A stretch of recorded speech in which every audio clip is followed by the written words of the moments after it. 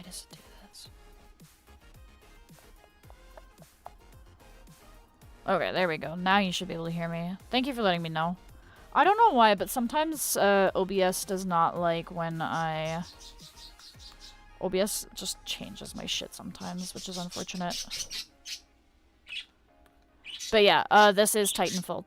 My friend commissioned me to draw a grapple pilot being hit in the face with a ball of thermite. I have to get in the habit of, like, double-checking to see if my stuff is working.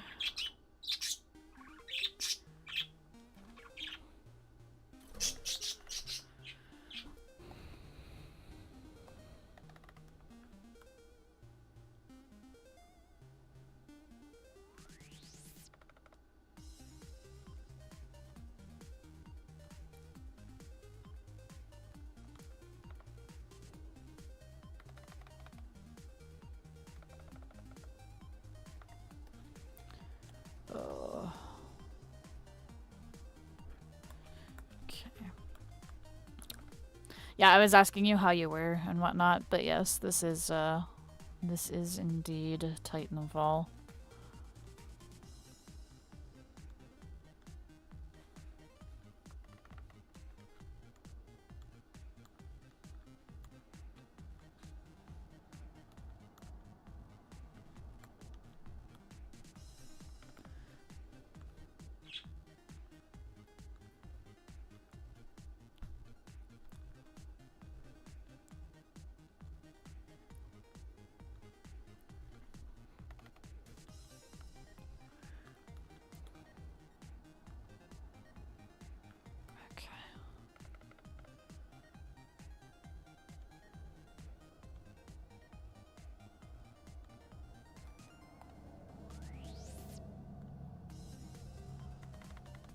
They use something called a thermite start. Yeah, at first he was like, oh, a thermite bag is what it was what he called it, and then I was like, oh, okay, and then I tried to look it up, and then I was struggling to find good references for it, so I was like, okay, like, I know what thermite is normally, and, like, normally it's just a fucking, like, flame ball, and he's like, yeah, just draw, like, a flame ball, and I was like, alright, sounds good.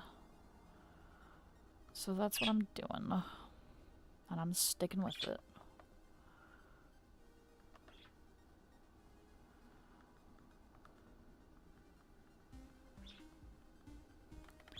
I normally don't draw, like, super detailed armor, but we're making an attempt. Also, I'm doing well. Just a little bit tired. My sleep schedule has been fucky. I didn't really sleep. I haven't been sleeping well lately. I've been going to bed at like 5 in the morning and then fucking waking up at like noon or 1. I found out they call it Firestar. Okay.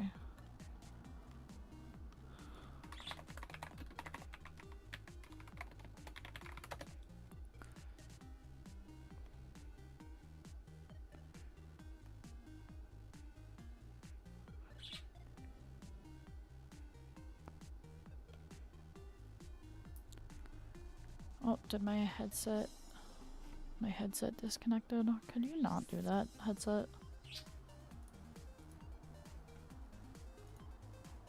Again, I still don't understand why it has such a problem staying connected to my PC. It's only my PC as well.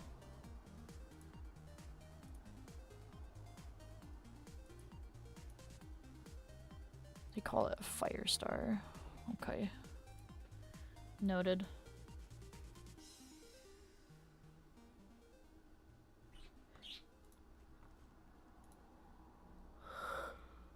Oh, goodness.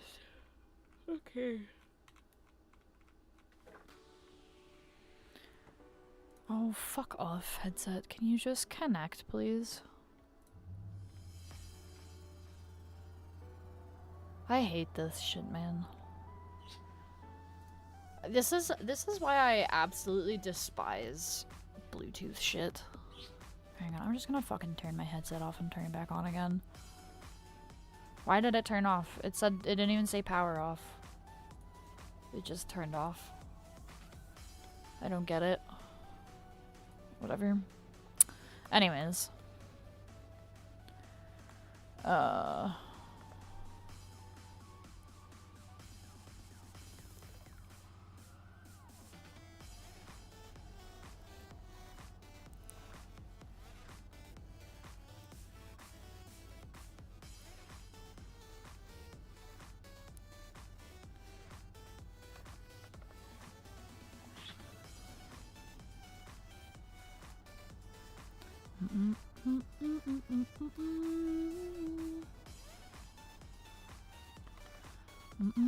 Ba-da-bum, ba-bum, bum, ba-da-bum.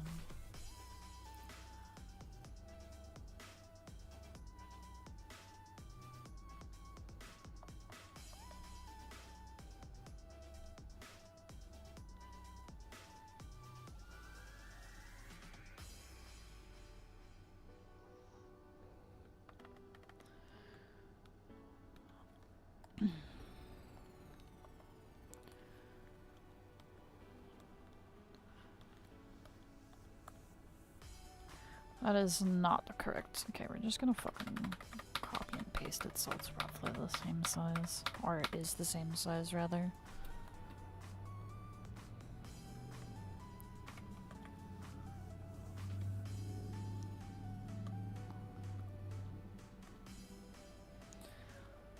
I found out when you can play Gears of War. It's called Gears of War Reloaded. Okay. Is that on Steam, or...?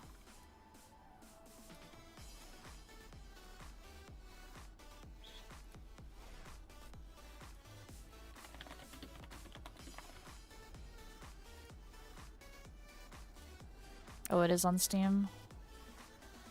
That doesn't release until August 2025, though.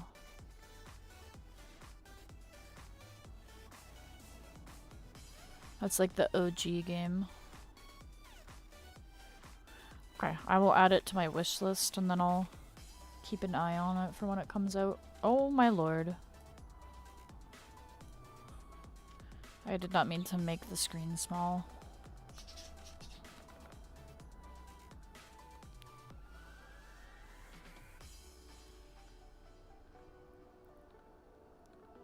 Yeah, and hopefully by that time, I'm sure it will be, but like by that time I should be working again because my my background check should be done by then.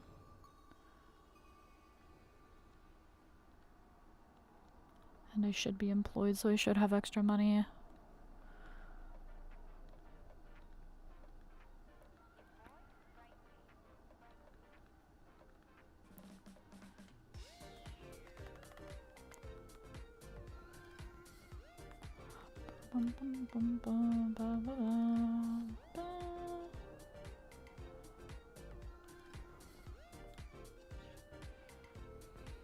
How is Jimmy doing? Jimmy's alright. He was playing a bit of Minecraft earlier today. He's on like a modded Minecraft server with his buddies, I guess. And then I think he's also gonna be playing the new Doom game as well. Because I guess it's supposed to come out today at some point. Still hasn't come out yet, but...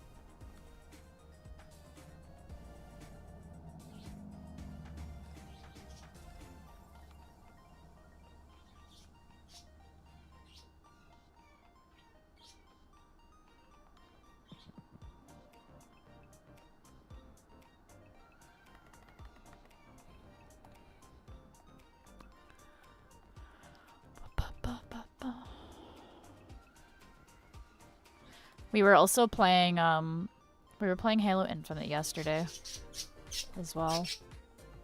Are you good, Six?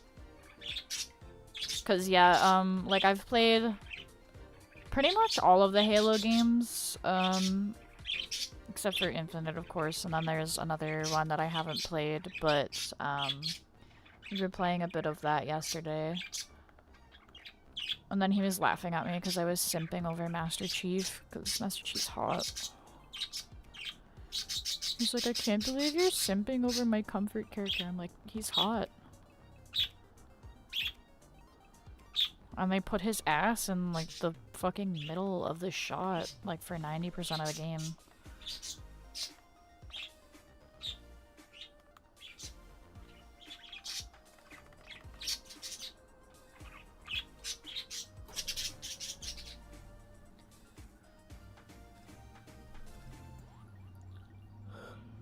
Yeah, Halo Infinite's pretty fun. I like the grapple hook thing. It's very, it's fun movement. I can do like a little fucking slide. Grapple hook and a slide, which is a very nice, fast way to get around.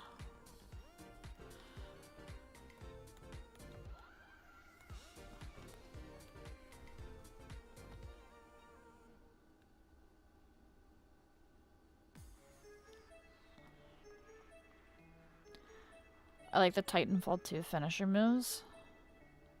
I don't know if I've, like, seen any of them, because, like I said, I only am familiar with, like, the story. And, like, even then, it's not a game that I've played, like, multiple times. So I don't know, like, all the ins and outs. I didn't even play the game. I watched Jimmy play the game. Because he was like, there's no way you've never played it. And I'm like, yeah, I haven't. So he made me sit down and watch him play the game. It's a good game. Halo is a very fun game to play, yeah. It's funny though, so like growing up, like I didn't grow up with Halo. My first introduction to the Halo series was Halo 4 on the Xbox 360, because for some reason, one year, Mom thought it would be cool to get me an Xbox when I had never asked for one, ever, in my life. So she got me an Xbox 360 the one year. And, it was... I got Halo 4, Halo 3 ODST, and, like, a Watch Dogs game, I think, with it. Never played Watch Dogs. I don't know why, but it just would not go past, like, the first loading point. Like, I might have just been stupid and, like, not... Like, I don't know if I, like, fucked the game up or something, but, like, it just... there was, like, a loading screen that, like, would not... It would not load past that loading screen. So, anyways, I was like, well, I've heard a lot of good things about Halo. Like, I had seen, like, you know, a little bit of Halo content, my only, like, experience with the games, really, was, I forget what it was called, but they had, like, Halo for the PC, which was just, like, it wasn't, like, the actual game, but it was, like, a server where you could play, like, Capture the Flag or Deathmatch. And that was, like, my only Halo experience gameplay-wise, up until this point. So I was like, oh, well, like, I've heard a lot of good things about Halo, like people say that it's a great game, whatever. So I was like, I'll just start with Halo 4. Fuck it, we ball. So I go in Halo 4, and I start playing it, and Cortana does not shut the fuck up in that game. And because I had no context as to why she wouldn't shut the fuck up in that game, I got pissed off, and I was like, holy fuck, I'm so sick of hearing her yap in my fucking ear. So I stopped playing it, and then I went and played Halo 3 ODST, which was, for me, a lot more enjoyable because I didn't have a little AI robot yapping in my ear the whole time. And it's funny because that game just happens to be Jimmy's favorite out of, like, the entire Halo series. I never beat Halo 3 ODST, mainly because I always have struggled with, like, aiming. Like, any game that requires aim doesn't make sense to me on a controller. So I never got very far in that game. I think like the farthest I got was there's like a mission where you're like in a jungle, and that was only because I was playing with my older brother. So I had never like beat the game or anything, but I like played it like maybe once or twice. And then like years later I meet Jimmy and we start dating and stuff, and he's like, "Oh, like have you ever played any of the Halo games?" And I was like, "Kinda, like not really. Like I played a little bit of Halo 3 ODST," and he's like, "Oh, no way, like that was my favorite." And then he like got me the Master Chief Collection on Steam. And then, I don't know why, but I managed... and I always joke about this too. I always joke about how I'm the best Halo gamer ever. But I always joke about how... I think the reason why is because when I went to visit him first, we were playing on his Steam account. But we put it through my... Like, we connected his Steam account to my Xbox account, I guess. And because we did that, like I got all of like when I got Halo Master Chief Collection for myself on my Steam account, it gave me all of his achievements. So I just downloaded the game, and then I started getting like, "You got an achievement, you got an achievement, you got an achievement," and I was like, "Holy shit." And I was like, "Why do I have all of these achievements?" And I don't know what exactly happened. It was something to do with the fact that we were playing like split screen co-op at first though, and then yeah, so I have I have like a majority of the achievements for the Master Chief Collection on Steam, and it did the same thing with Halo Infinite as well. So I have a bunch of fucking achievements for Halo Infinite when I haven't even fucking played the game, which is really funny. So I always joke with Jimmy and I'm like, yeah, I'm actually the best Halo player ever. Like I just downloaded the game and they gave me all of these achievements, and he's always like, "Shut up. Stop talking." Oh my god.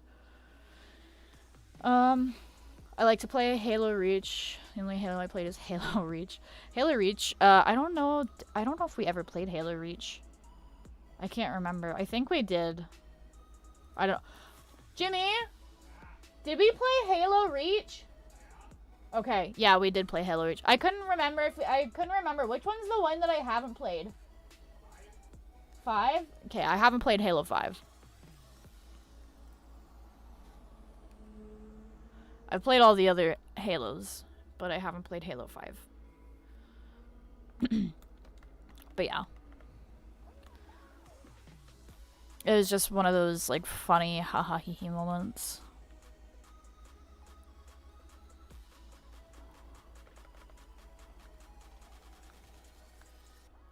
I like the Halo pilot finisher move. Is there a Halo pilot in Titanfall? It wouldn't surprise me if there was, honestly, because Halo's an extremely popular franchise, so it wouldn't surprise me if that was a thing.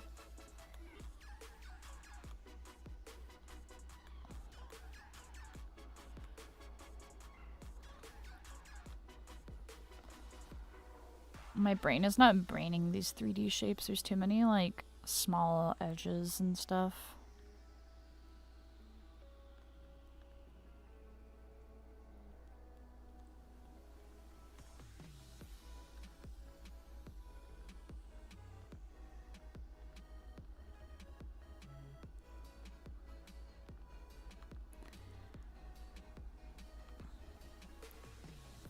Now the pilot uses holograms. Oh, okay. I see.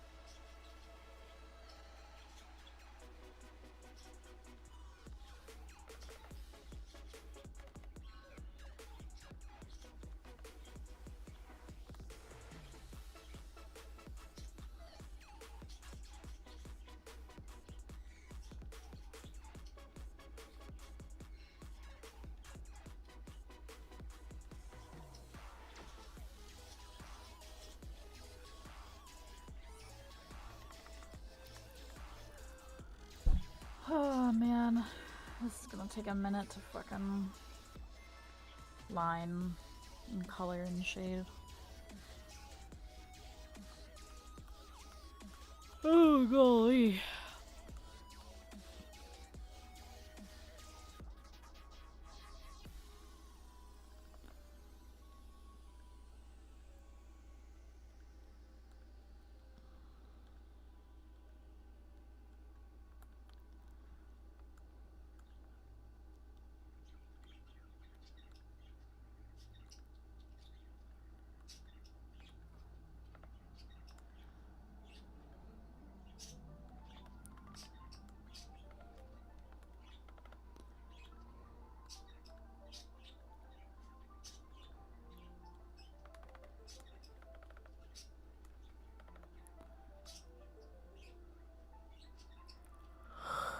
Oh goodness gracious me.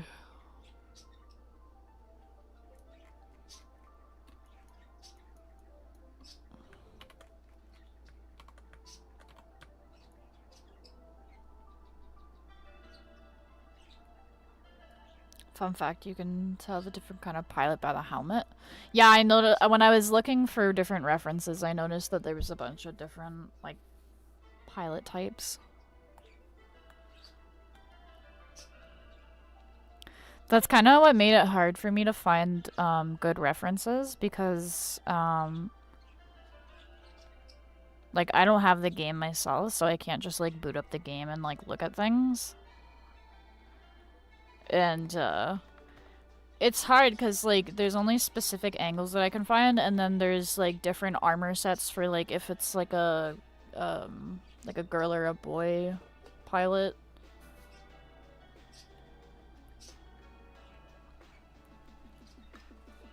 So it was hard for me to try and find enough references. I think all things considered, this is looking okay considering A, haven't drawn these pilots before, and B, like, I'm not super familiar with how they look.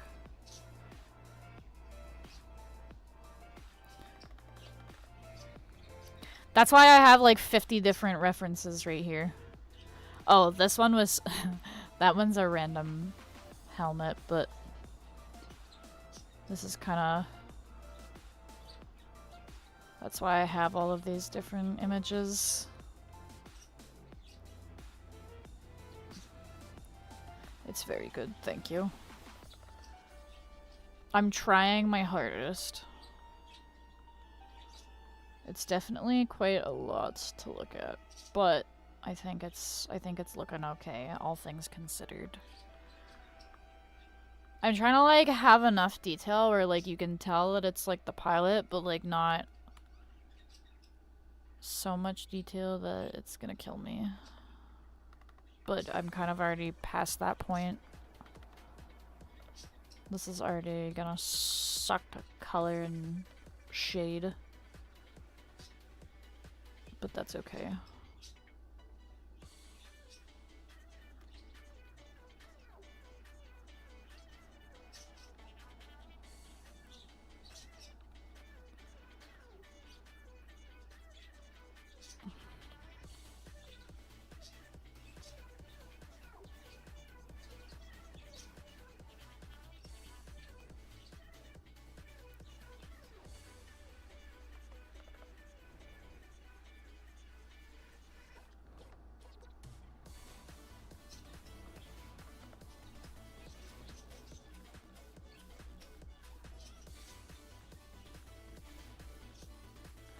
It'll look better once all the color's in and everything, so I'm not too concerned.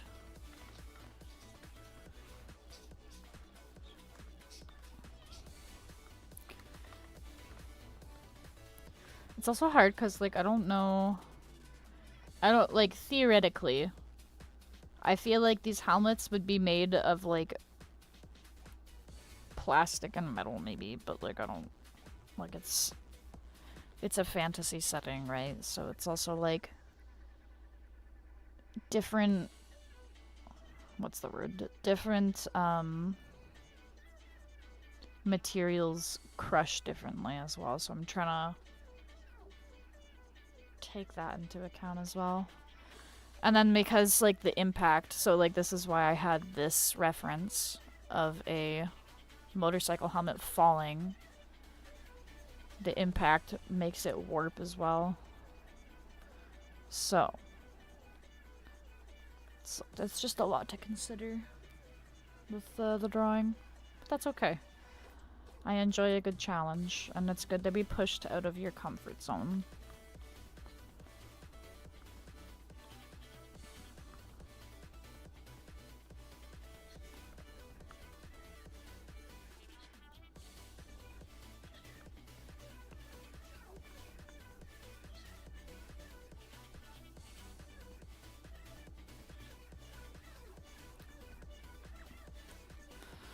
You think there's a good shot of the helmet?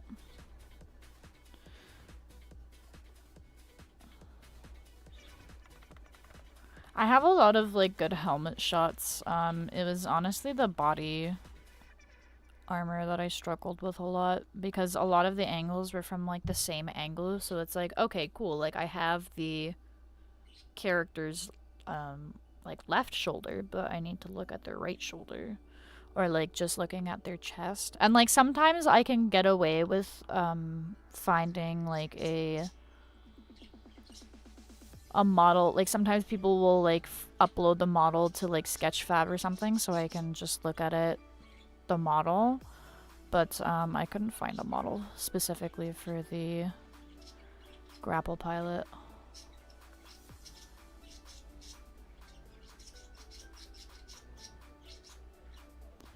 This is what I mean. So, like, if I had the game myself, it would be one thing, because it's like, okay, like, I can just boot the game up and look at it. But between the fact that there's, you know, different, between the fact that there's different, how do I say this? Like, different types of, like, armor for the, like, depending on if it's a female or male pilot, and, like, all of that shit. It was a lot to search for references for this, but I think we're doing alright. I almost should have, what I should have done instead of just doing, like, a straight line art is I should have almost done, like, a cheaper piece and then just cleaned up the sketch. Because I find that for detailed armor in particular, I find that it looks nicer if the line art is a bit more sketchy and not as detailed, because you can give the illusion of detail a lot easier with sketches than you can with just, like, straight inks. You can like, it's still definitely a thing that you can do with inks, but I find it's a lot easier if the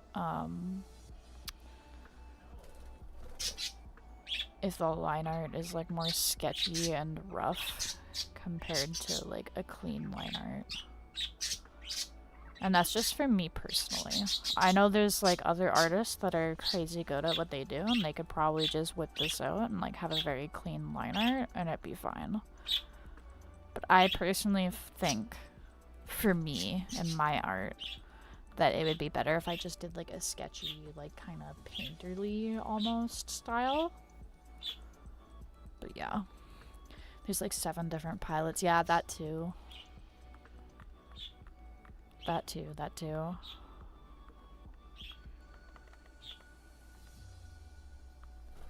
The birds are being crazy right now.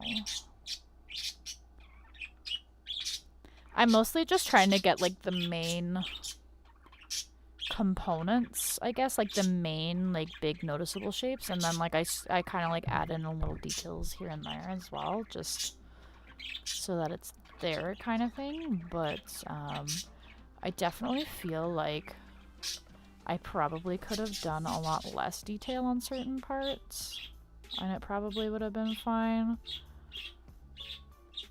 But I have a bad habit of focusing very hard on, like, the smaller details that other people may not notice, which isn't necessarily a bad thing, it's just not the most efficient way to do things.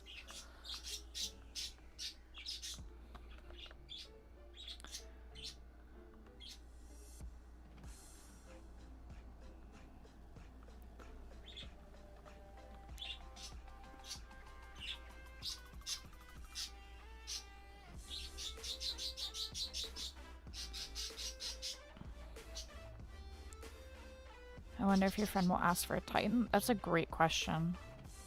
He might at some point.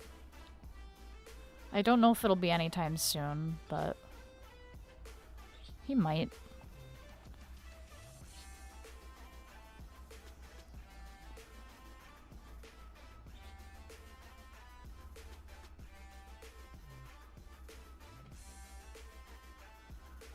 Maybe not.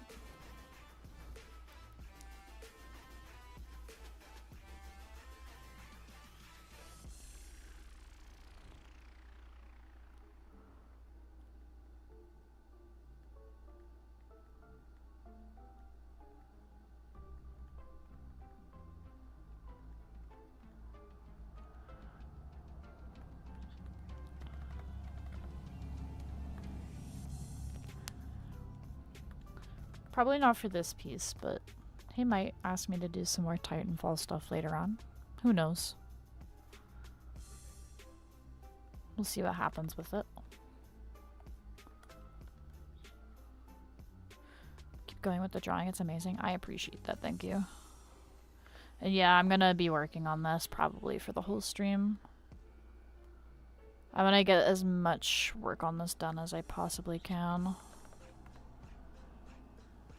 Mainly because I've been being lazy and like I should have worked on it on Monday and Tuesday, but I was busy gaming, if I'm being honest.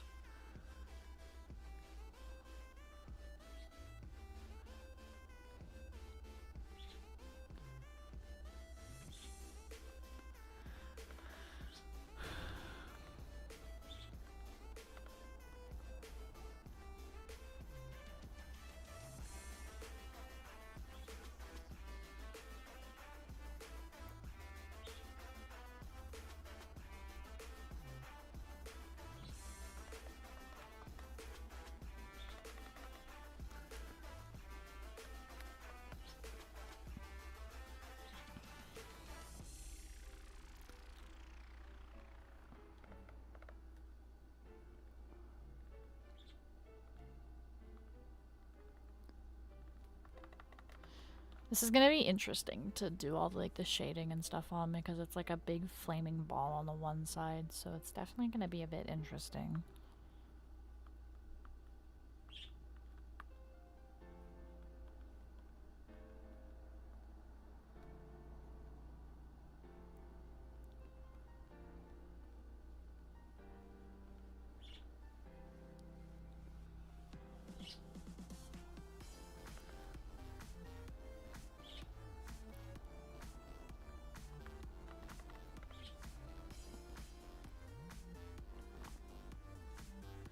Should check out the Titanfall 2 finisher moves when you have time. Maybe when I'm like taking a quick stretch break, I'll do that. I definitely like I want to try to get some of this done. I can't let my friend down. I can't let my commissioners down. I also haven't posted art in a hot minute. I've been too busy gaming in my spare time to be drawing. I should be honestly locking in and trying to finish more reference sheets before art fight hits. I know I don't necessarily need I don't necessarily need to have reference sheets, but I'm very... Oh yeah, that's right. Oops. But I'm very weird. Well, maybe not weird, but I like having actual reference sheets completed for my characters. That way, if I ever want to pay somebody, or if somebody's like, I want to draw your character, then it's there.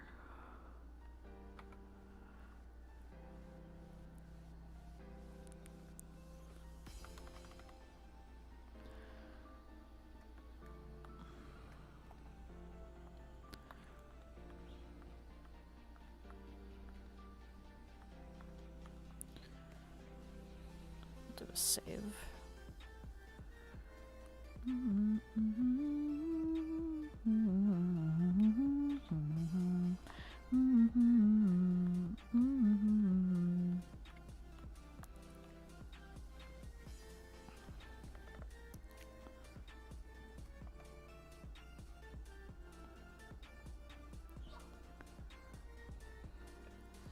What is the pilot fighting? He's just getting hit in the head with a, thermite ball. He said... What did he say? What was the original?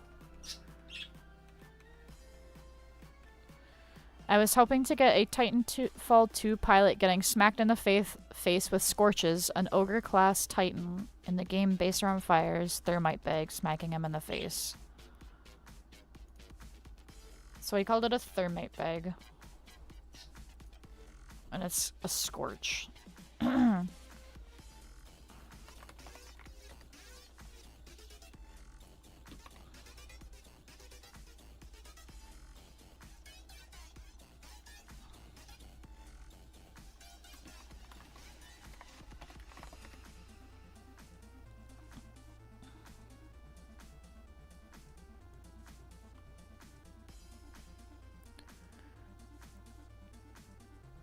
Damn that Titan, yeah.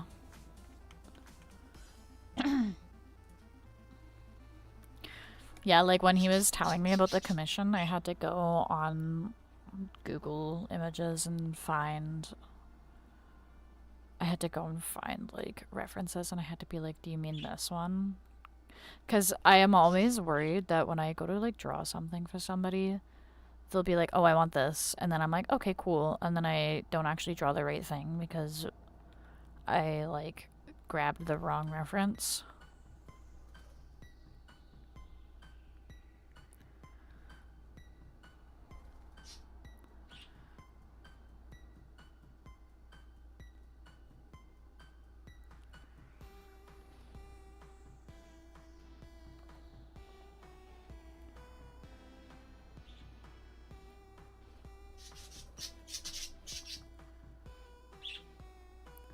I say good luck fighting that Titan, yeah.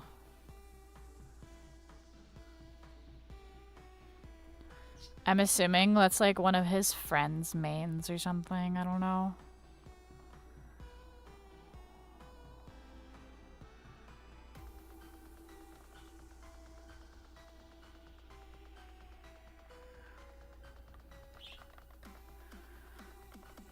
I'm assuming he asked me to draw this because I'm assuming he was playing with his friends and then shit on them or something, or they got shit on or something.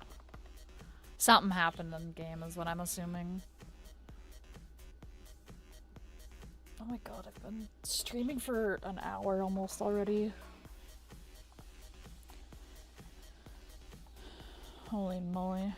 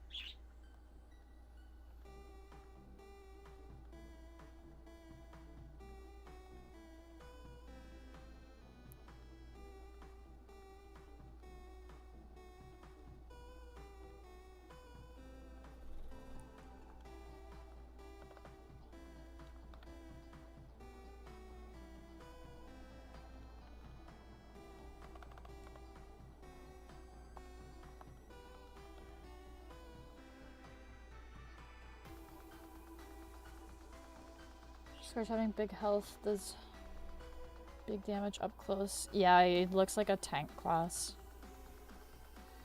And like tank class mixed with fire is always something interesting.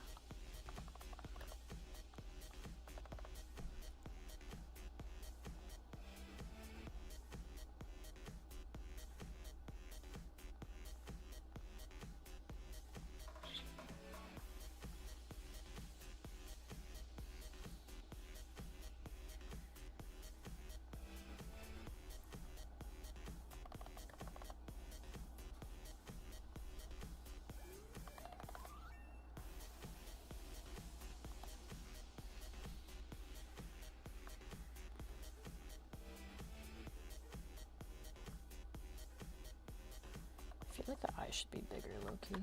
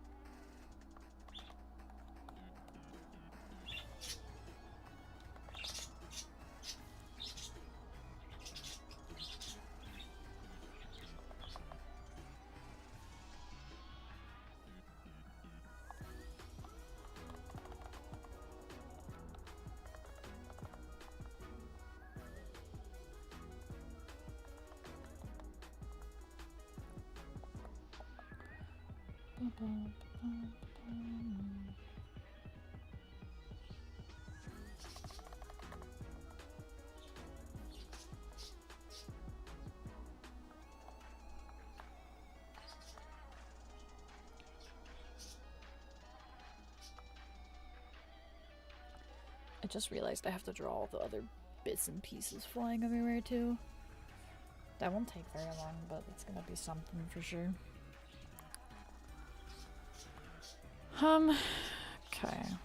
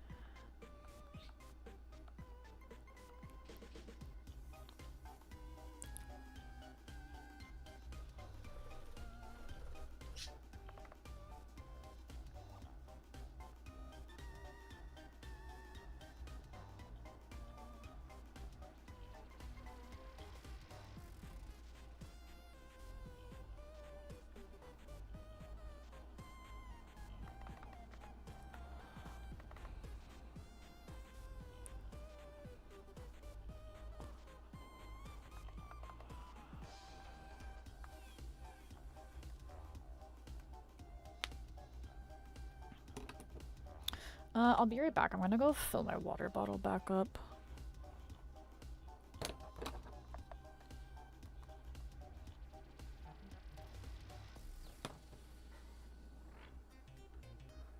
My water's getting low.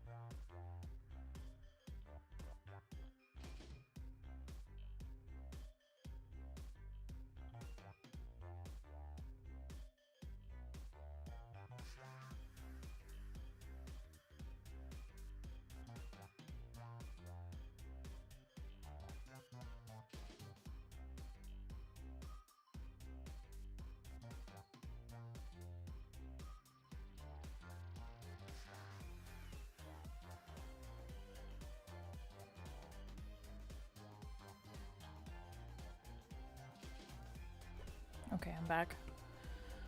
Yes, I have water now. I've been drinking water. Also, the drawing is only from, like, the chest up, so they're not holding anything in the drawing. The references, they are probably holding guns, yeah. But I have the references for, like, the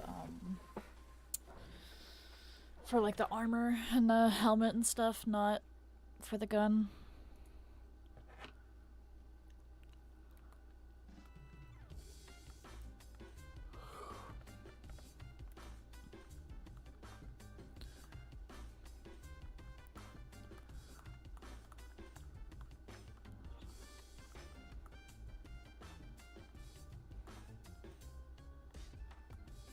Oh.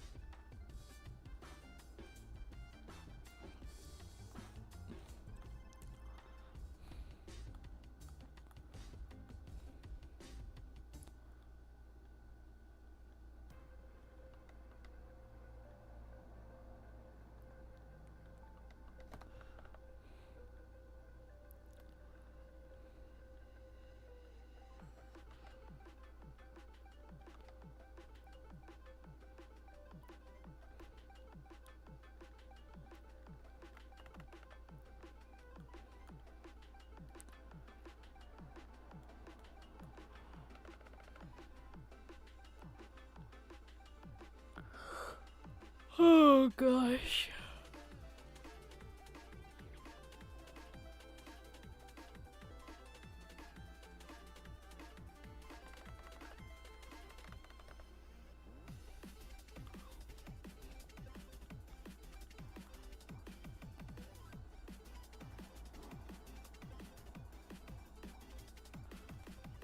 The pilot can hold 3 weapons: primary weapon, handguns, and anti-titan weapon.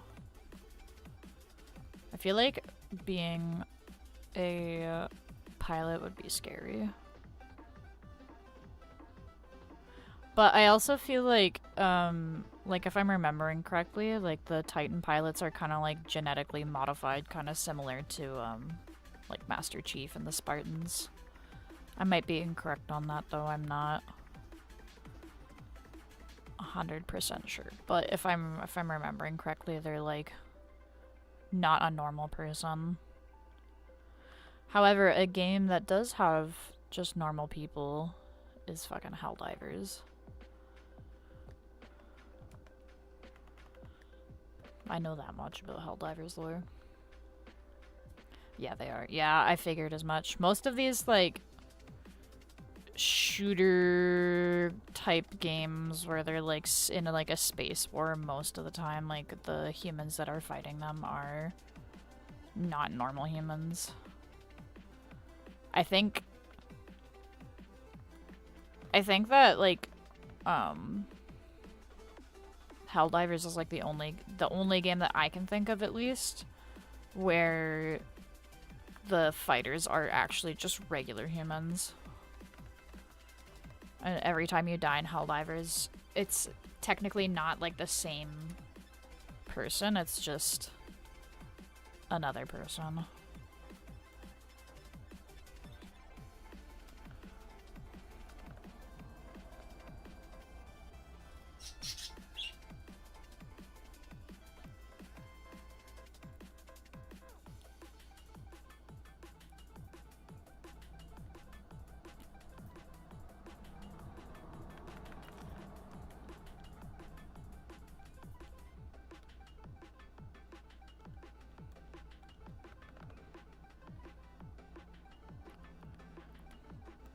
As a pilot, you fight other pilots and Titans. They're the only ones that can pilot the Titans. Yeah. I do remember there being something like they'd, like, bond with the Titans or something like that.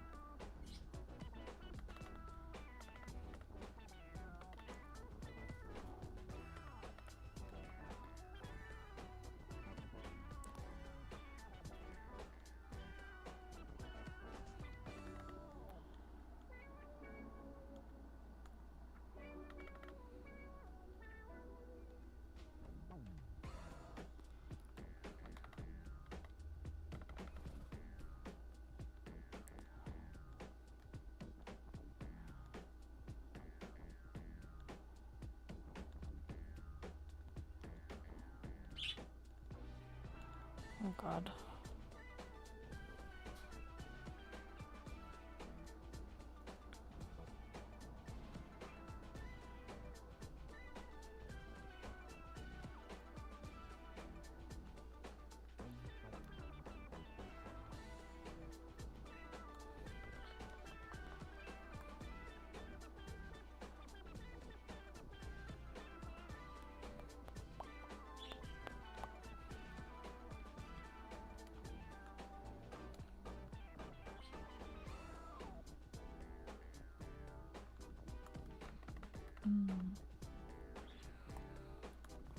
What even is this song?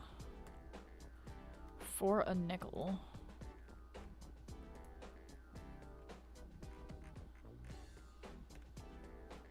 Is this like an OG song? Could be an OG song. Could very well be an OG song.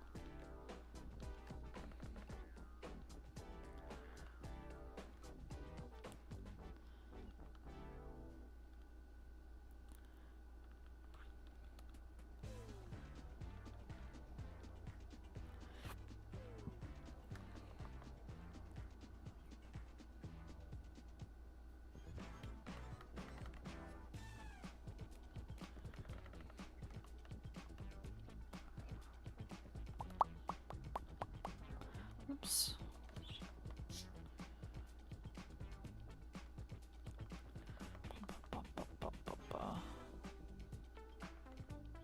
I think the hardest boss is Viper. I remember watching Jimmy play that one. He was annoying because he's the one that's fucking flying around.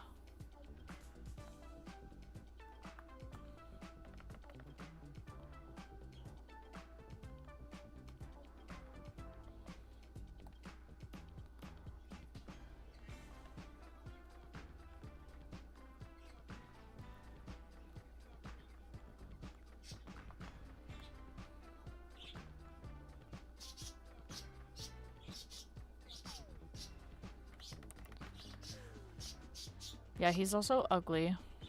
I don't like him.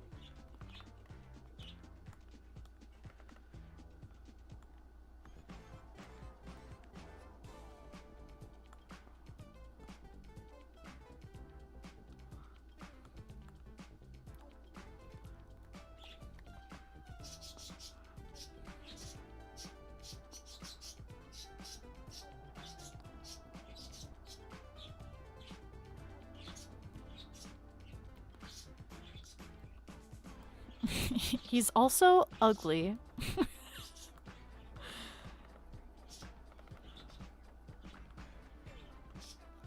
And that's saying something, because I would smash Arbiter from Halo, so that's saying something.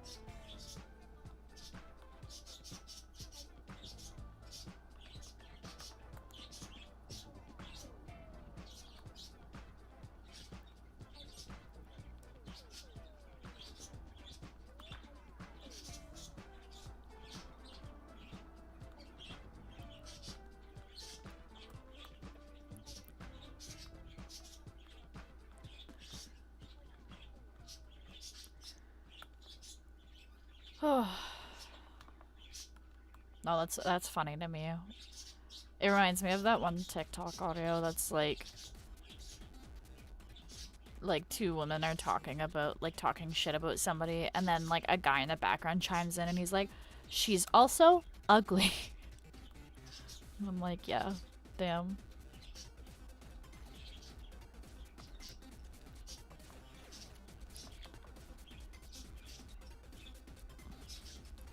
Water. Quite cute.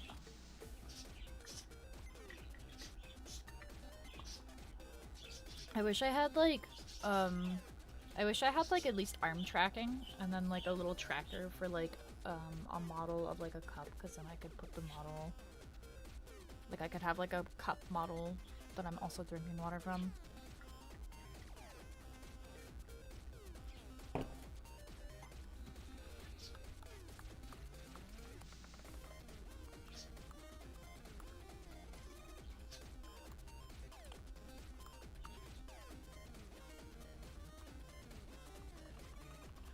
It's not supposed to be flat.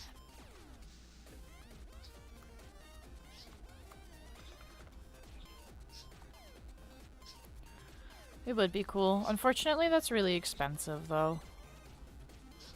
I don't have the money for that yet. The first thing I do when I, like, make a decent chunk of money is I'm getting my birds a better cage. I want to get them a bigger cage that they can fuck around in more. I want to get them more, I want to get them some more, what's it called? Perches. I'm actually mad because there was one time where I bought, like, quote-unquote natural wood perches on fucking Amazon, and then they weren't actually made of wood, they were just made out of plastic, and that was actually really infuriating because I paid for it and it was actually plastic. They're shaped like natural branches, but they're not actually natural wood branches, so... They have like a couple of different perch types, but I want to get the more natural wood ones. And then I want to get like a proper setup for out of their cage that's also made out of natural wood. They have like a little like play thing, but it's made out of dowels, which isn't good for their feet, but it was a gift from somebody else, and it was like handmade, so I feel bad for like trying to get rid of it. But I want to get them, I do want to get them like a better cage and whatnot. But first and foremost, I have to pay off my fucking credit card. So I'm literally just playing a waiting game right now too, which is kind of frustrating. I'm not gonna lie. I'm waiting on the police to finish the background check, and I can't get the job until I get a background check, and I don't really want to go and apply for other jobs because this job is going to be well paying once I get it. But it does suck having to wait. Because, like, on one hand it sucks because it's like, oh man, like, I have to wait to have money again. But on the other hand, if it were up to me, I would just not work. Like, at the end of the day, I don't really like working, if I'm being honest. I don't mind doing work that directly benefits me, but like having to work a job to pay bills actually sucks. It would be funny if you make Jimmy into a VTuber. Jimmy is already a VTuber. Or I guess more accurately a PNG tuber. I will show you his little guy. But yeah, he's already a PNG tuber. He just doesn't stream much. Where is his thing? There's he drew this himself, by the way. This is his art. So yeah, he is a PNG tuber. He just he doesn't really stream anymore, unfortunately. It sucks because he's a really good content creator, but I cannot force him to make content, unfortunately.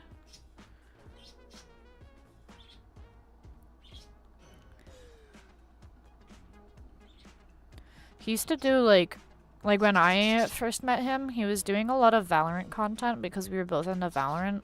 And then Valorant became like the most shitty piece of shit game ever, so we both stopped playing it. And then for a while he was streaming Tarkov, which is where he like that's why he made that like little character that I just showed. It's like based off of a Tarkov. No, it's based off of Tarkov. They do have like a very similar like face mask to like Ghost, but no, it's his like own his own guy. He also drew, we did like a collaboration together with him and a couple of my other VTuber friends.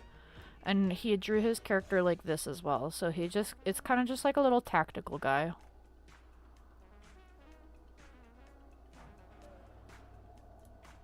It's like based off of Tarkov though, because he was doing Tarkov streams for a while, and then Tarkov got really, like, Tarkov was already shitty to begin with, but then it got even worse. So I'm trying to convince him to get back into streaming and stuff right now. But he currently doesn't want to. Again, I can't force him to do anything, but it does suck because, like I said, I really enjoyed watching his streams and stuff, and I think he's a great content creator, but if he doesn't want to do it, then I can't make him do it, right?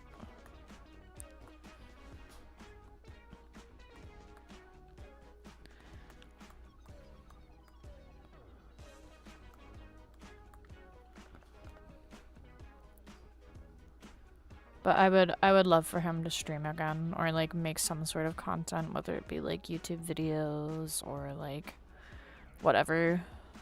He was thinking of getting into making dark and darker content, and I told him that he should go for it. But whenever I tell him to do something, he doesn't listen to me. So I should just start telling him that he shouldn't do it and use the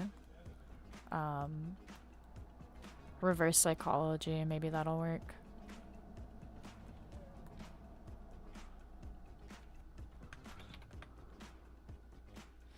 I think his biggest thing that he was like talking about with me is like he doesn't, like, he has ADHD. So for him, it's hard to do something if he's not getting like external validation for it. That's what he was telling me. So like, unless if he's like, because, like, I've been trying to get him to draw more, and he's like, oh, he's like, I want to draw, but then, like, every time I start drawing, I ask myself, like, why am I even doing it if I'm not getting paid to do it? And I'm like, because it's fun. And he's like, I know that logically, but, like, my brain doesn't let me do things unless if it's, like, valuable to me in one way or another. It looks like Sam Fisher. I have no idea who Sam Fisher is. Let me look up Sam Fisher. Oh, okay, yeah, I see. I see what you mean.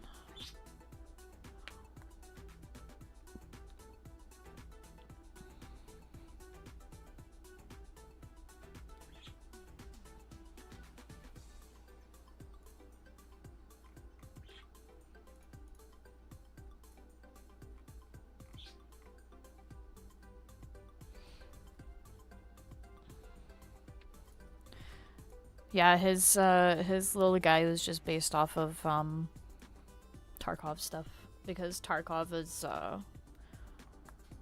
like all tactical gear kind of thing. I'm upset because I bought Tarkov. He and like, I'm not upset with him or anything. I'm upset with myself because I should have listened to him, but he was like, don't buy Tarkov.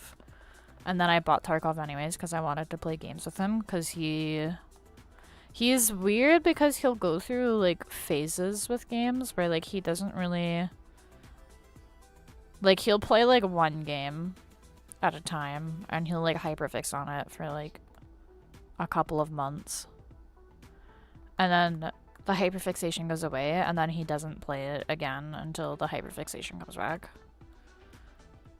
And like, I kind of get it. Like, I kind of do the same thing but with like shows, for example. But yeah, he specifically told me, he's like, don't bother buying Tarkov. And then I bought Tarkov for like $40, and like, Tarkov, you can't, they don't do refunds. So like, I played it for a bit, and like, that game is actually cancer. Well, actually, I think you can refund it, but I think I went over like the limit of how long you can play it before you can refund it. But yeah, it just wasn't.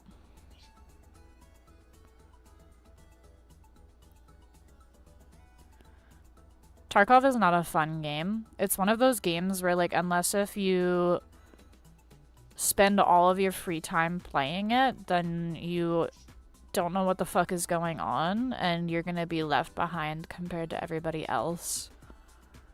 So, like, because it's like a wipe-based game. The game is, like, hardcore, right? Yeah, I would say it's pretty hardcore. Not in the sense that, like, oh, if you die, like, your character is gone forever type thing, but it's a looter extraction shooter. So you load into a raid, and then whatever you find and you extract with, you take out, but if you die, you lose all of your stuff. You don't get it back. There's, like, a couple of different mechanics in there where it's like, oh, there's a possibility you might get stuff back. Like, there's a merchant kind of thing where you can go and talk to them and be like, oh, I want to buy insurance for these things. But if somebody loots it off your body, like, you can't get it back. But if they leave it on your body and, like, nobody loots it, then there's a small chance that you might get it back. It's kind of a fuck around, but yeah, and, like, the thing is, like, with that game, you can have, like, a quote-unquote good gun, but because there's different levels of ammo and different levels of armor, unless if you have the right type of ammo, you basically will just die no matter what. And it's annoying because, again, unless if you, like, really, really know the game very well, you could just walk into an open field and you can get shot in the head from across the map and just die instantly. Because somebody has a sniper rifle and they know, like, the perfect vantage points and yada yada. There's, like, lots of people that will sit near extract points because there's a bunch of different extract points on a map.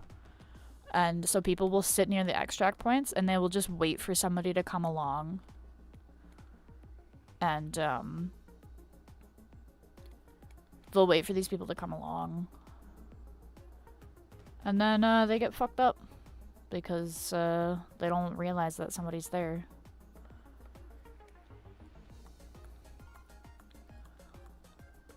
So yeah, it's kind of... It's one of those games. It's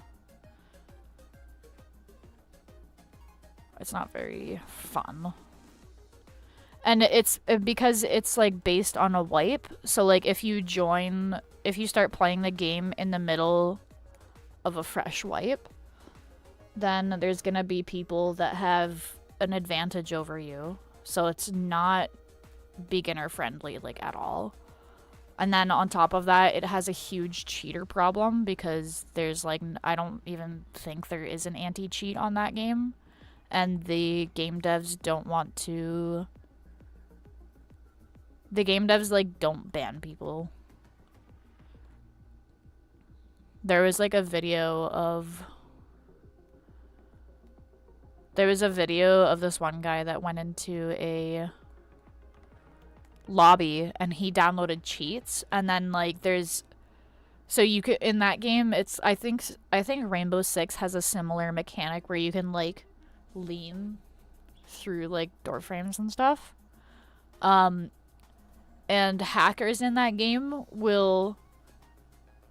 Hackers in that game will do, like, a movement where they just, like, lean in-game, because people with other wall hacks will be able to see that.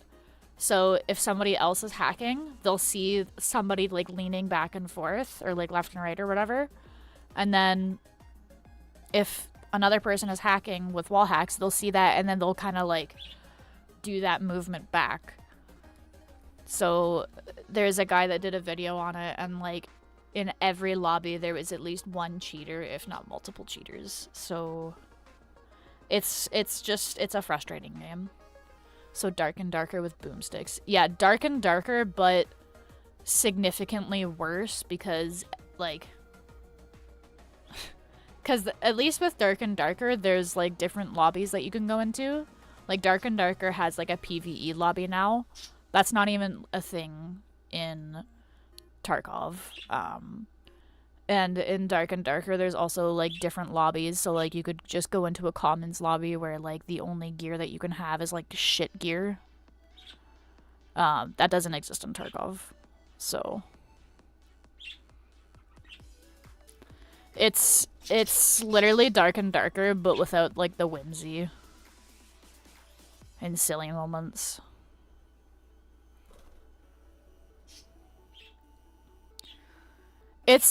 I wouldn't see, like, I feel like I can't really talk too much shit on it because like I didn't really play it a whole lot. I played it enough to have a bad time, but that's about it. There's people that really like that game, and like, you know what, maybe it's just me, maybe I'm the problem, but I feel like a lot of the people that I've spoken to that like play the game regularly also just don't like it, and they also think it's a bad game.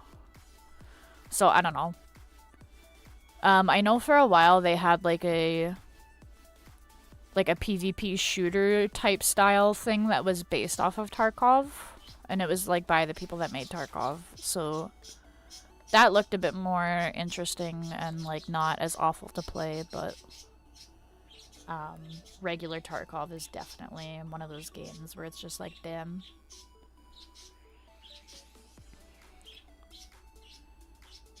You're gonna watch some videos about it? Yeah, definitely. I should see if I could find that one.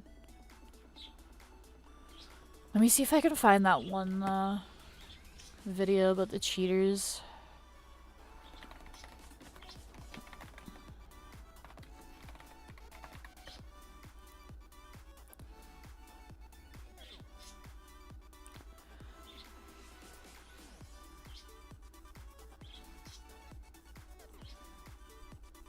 Yeah, I'll link you the video. It's called The Wiggle That Killed Tarkov by Goat with a 0 on YouTube.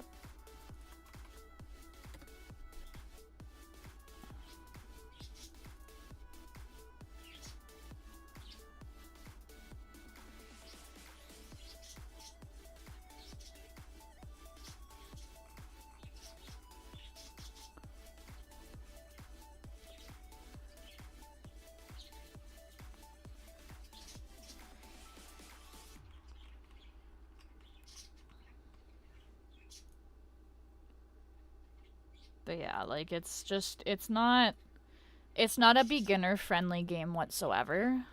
So like, you know, for people that really like, you know, hardcore games, might be up their alley. Me personally, I only downloaded it so I could find bird statues, because there's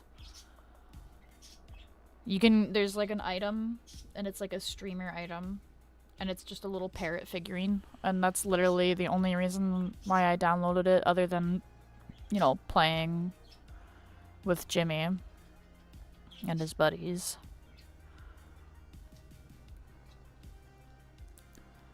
But yeah, it's a game, that's for sure.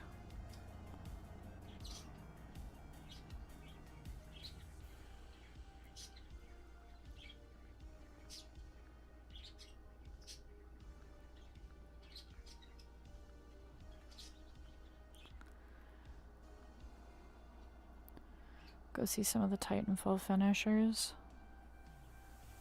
There's birds in the game. It's just a bird figurine. It's not like a living bird, unfortunately. But okay, I'll take a quick break here and stretch my wrist and watch some finishing moves in Titanfall 2.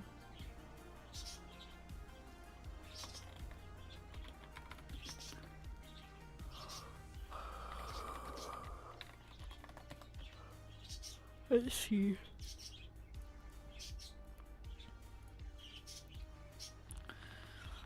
I'll stretch my wrist while I watch this.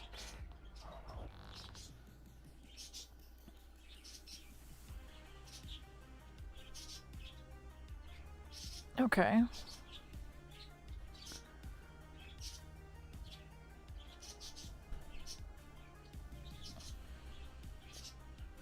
Water.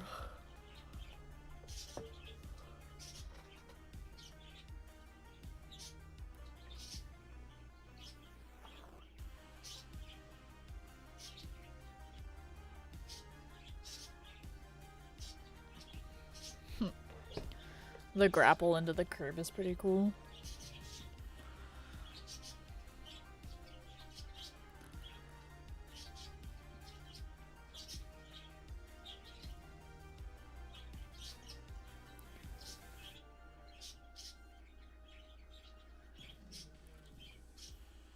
He just fucking threw a Roomba at his head. And shot him.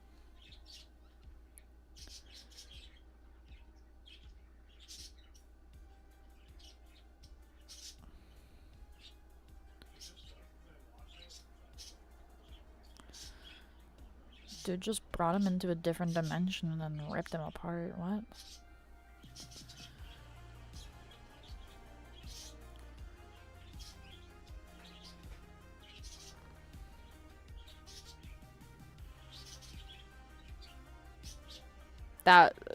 The late hit is like an anime reference for sure.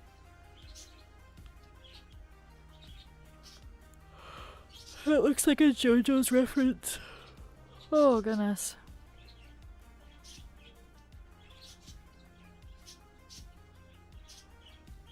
Shadow boxing. That one's cool.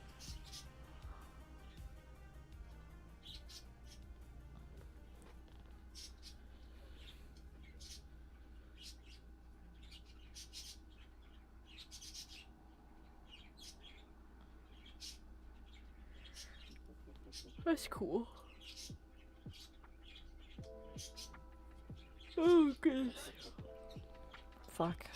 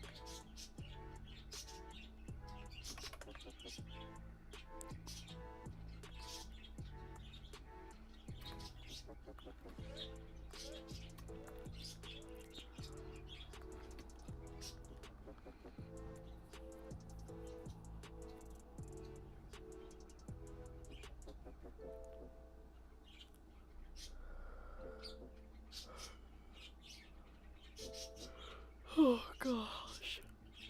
Fuck. Holy. I'm yawning up a storm. Oh, that's what I get for fucking not sleeping well.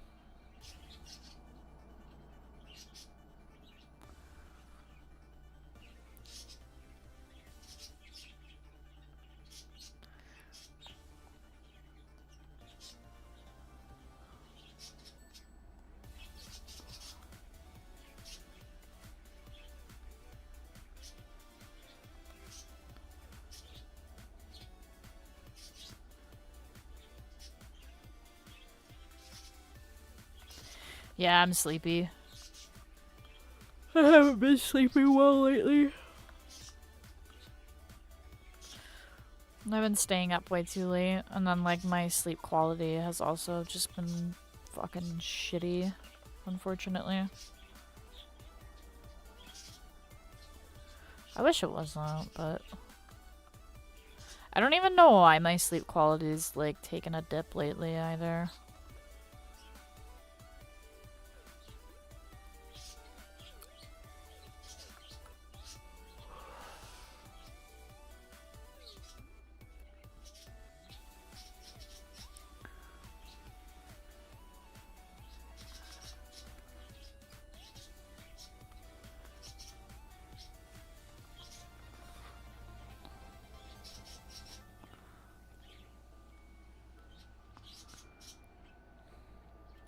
Oh yeah, I finished playing Split Fiction the other day with Jimmy. That's a good game. It's very fun. I don't want to like spoil it for anybody that hasn't played it yet, but if you're planning on playing that game, definitely a very good one.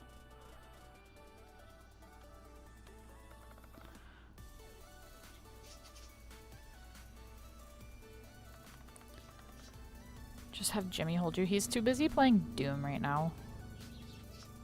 I don't think I could pull him away from the computer even if I wanted to. Also, if Jimmy holds me, I'll just fall asleep.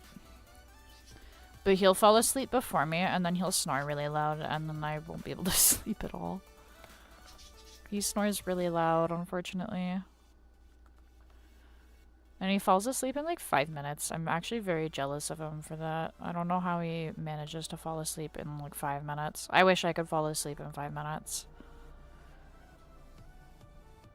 It takes me like an hour or longer to fall asleep.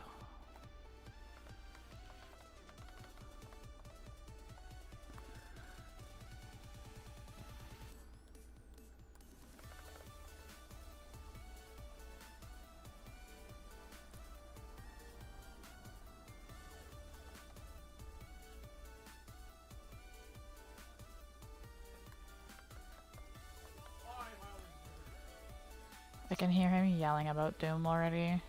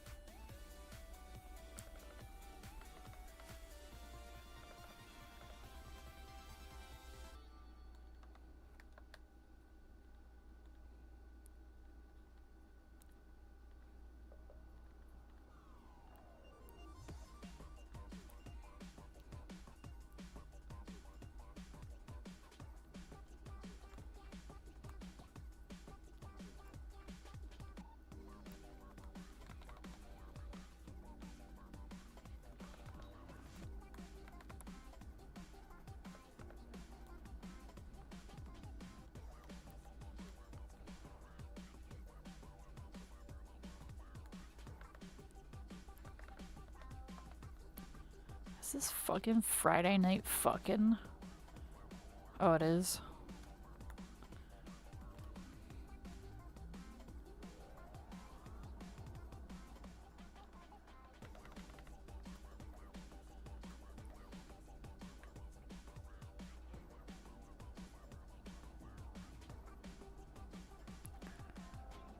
I have no idea how to get you to sleep. I have no idea either. I've had sleep problems ever since I was like a teenager. I think it's just like I have anxiety, so like I think it's partly like my brain is like constantly has an inner monologue. So like the moment I lay down to sleep, it just my thoughts are just there, and then it takes me forever to fall asleep. Actually, even before I was like a teenager, like it always took me a long time to fall asleep. Like I remember being a kid and like thinking about like different like stories in my head to help me fall asleep, because and like I still do that a bit today, but I've been having like a lot of like very like vivid dreams lately, so I feel like even if I sleep for 12 hours, like because I'm dreaming, it like doesn't count because my brain's not actually resting. It's just processing more information again, which is unfortunate. So I don't know, but it's also partly like Jimmy snores very loud as well, so like it's also partly that, but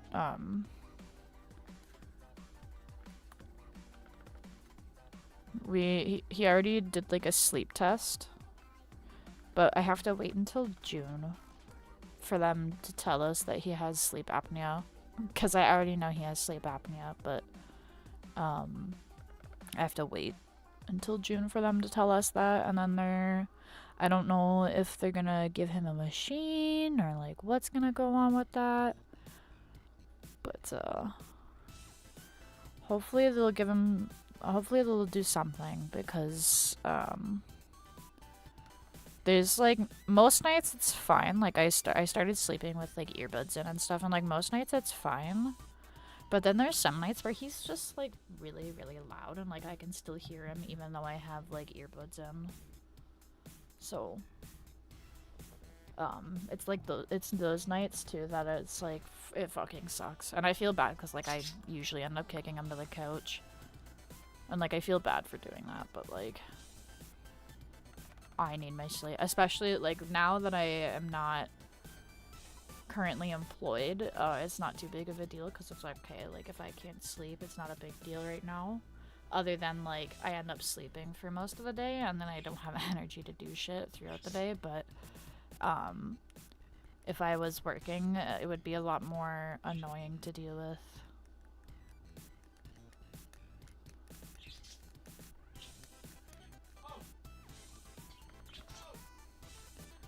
But I don't have to worry about having too much energy during the day.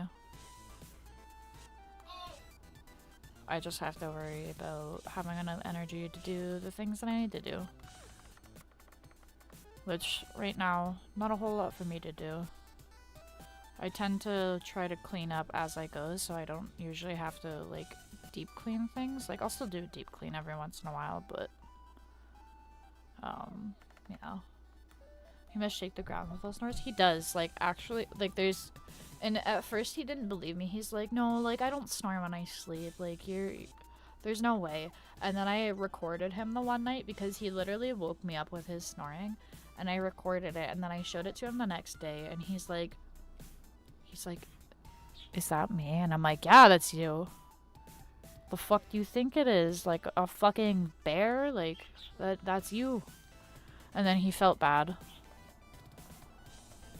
And he's like, oh, just kick me to the couch when I do that. And then I'm like, I would, like, yes, but also I feel bad when I do that. And it's like, I can't sleep on the couch, unfortunately. I've tried. The only time I've been able to sleep on the couch is when I'm, like, deathly ill. And the last time I was deathly ill was December of last year. And I wouldn't even call it deathly ill. I mean, it was sick enough for me to actually, like, call in sick to work, which I don't really do unless if I like can't leave the house kind of thing.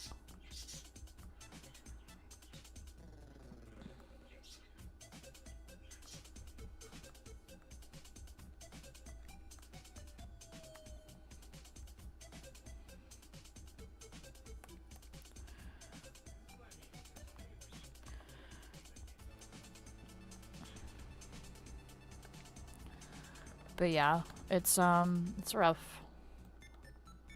He's very loud some days.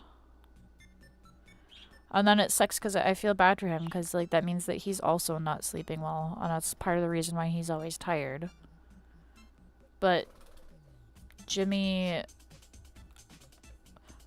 at least Jimmy is, like, diagnosed with ADHD, so he has, like, pills that help him stay awake throughout the day, but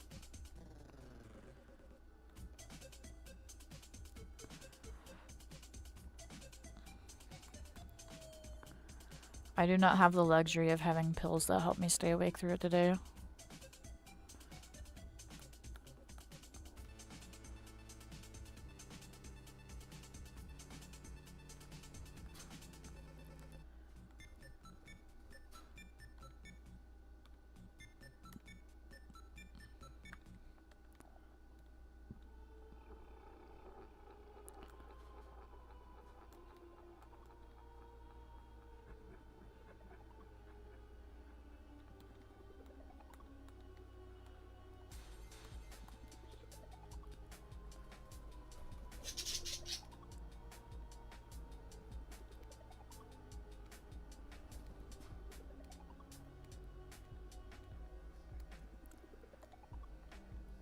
Water. I will drink some water.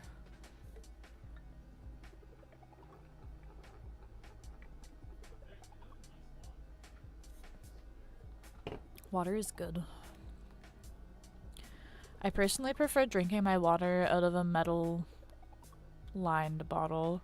I find that water tastes better when it's either in glass or if it's in like a metal water bottle.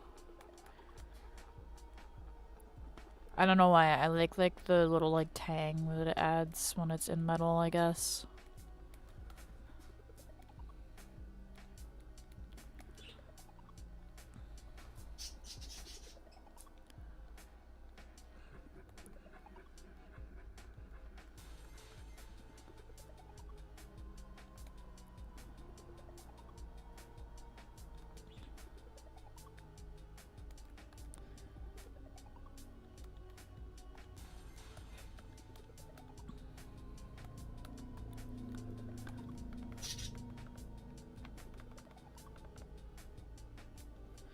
Actually,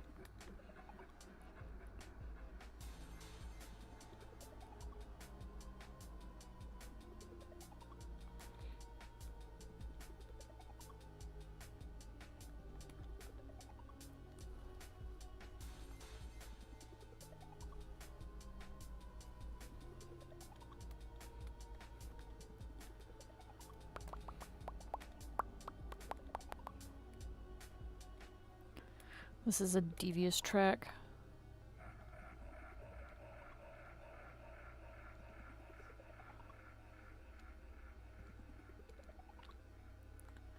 Very evil and devious.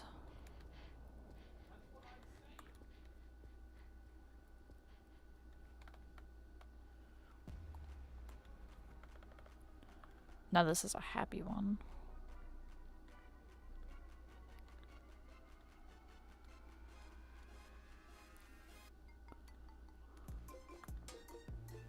I was about to say, this is fucking me. Some me music.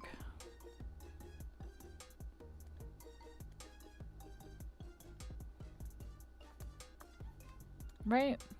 Yeah.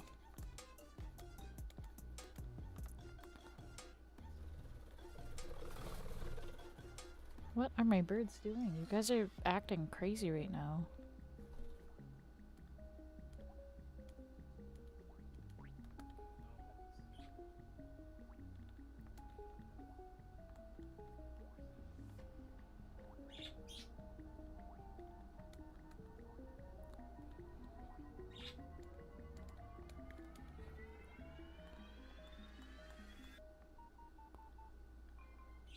Bum, bum, bum, bum, bum.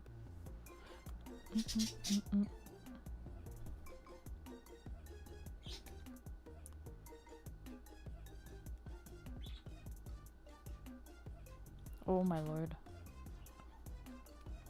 Is this we? Yeah, this is we shopping channel? Yeah.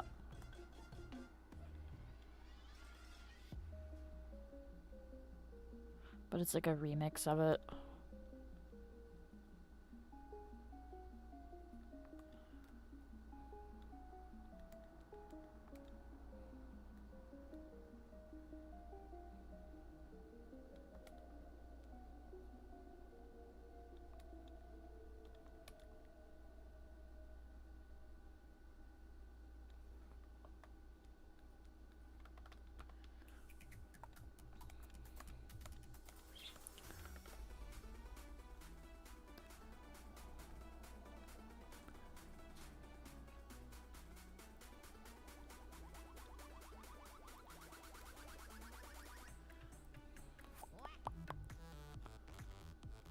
And this is Waluigi Pinball.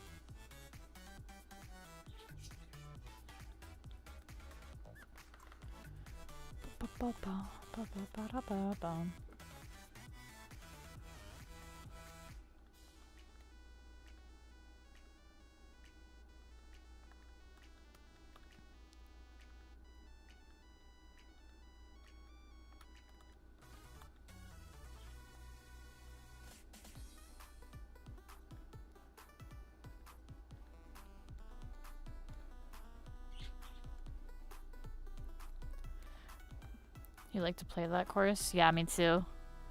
Waluigi Pinball is a very good course. I also like Coconut Mall, personally. I like Coconut Mall quite a bit. I'm trying to think of like which one's my favorite track.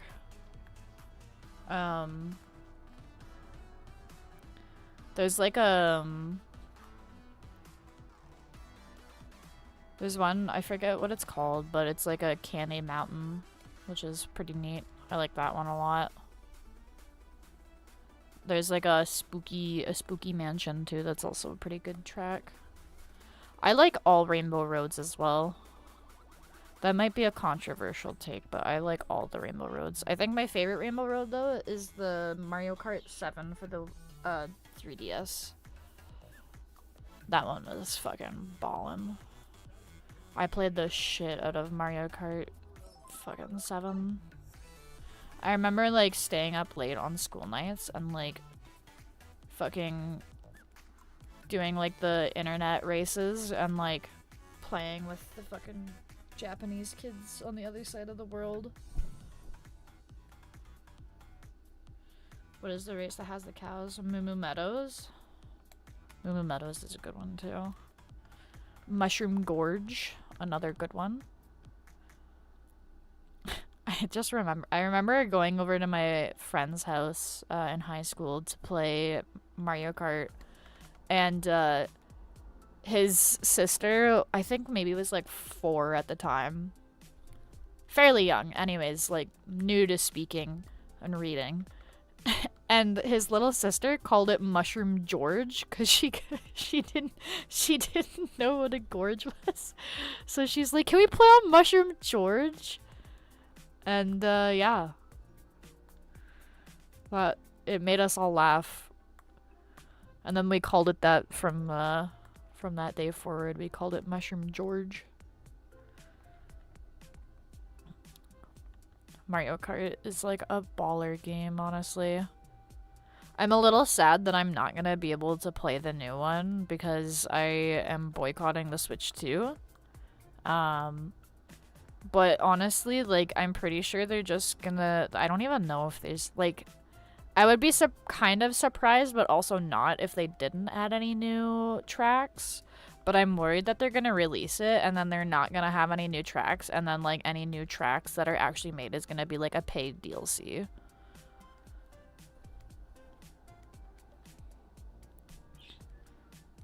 I just can't justify spending, because like in Canadian prices I think like the Switch 2 is like $700 or something.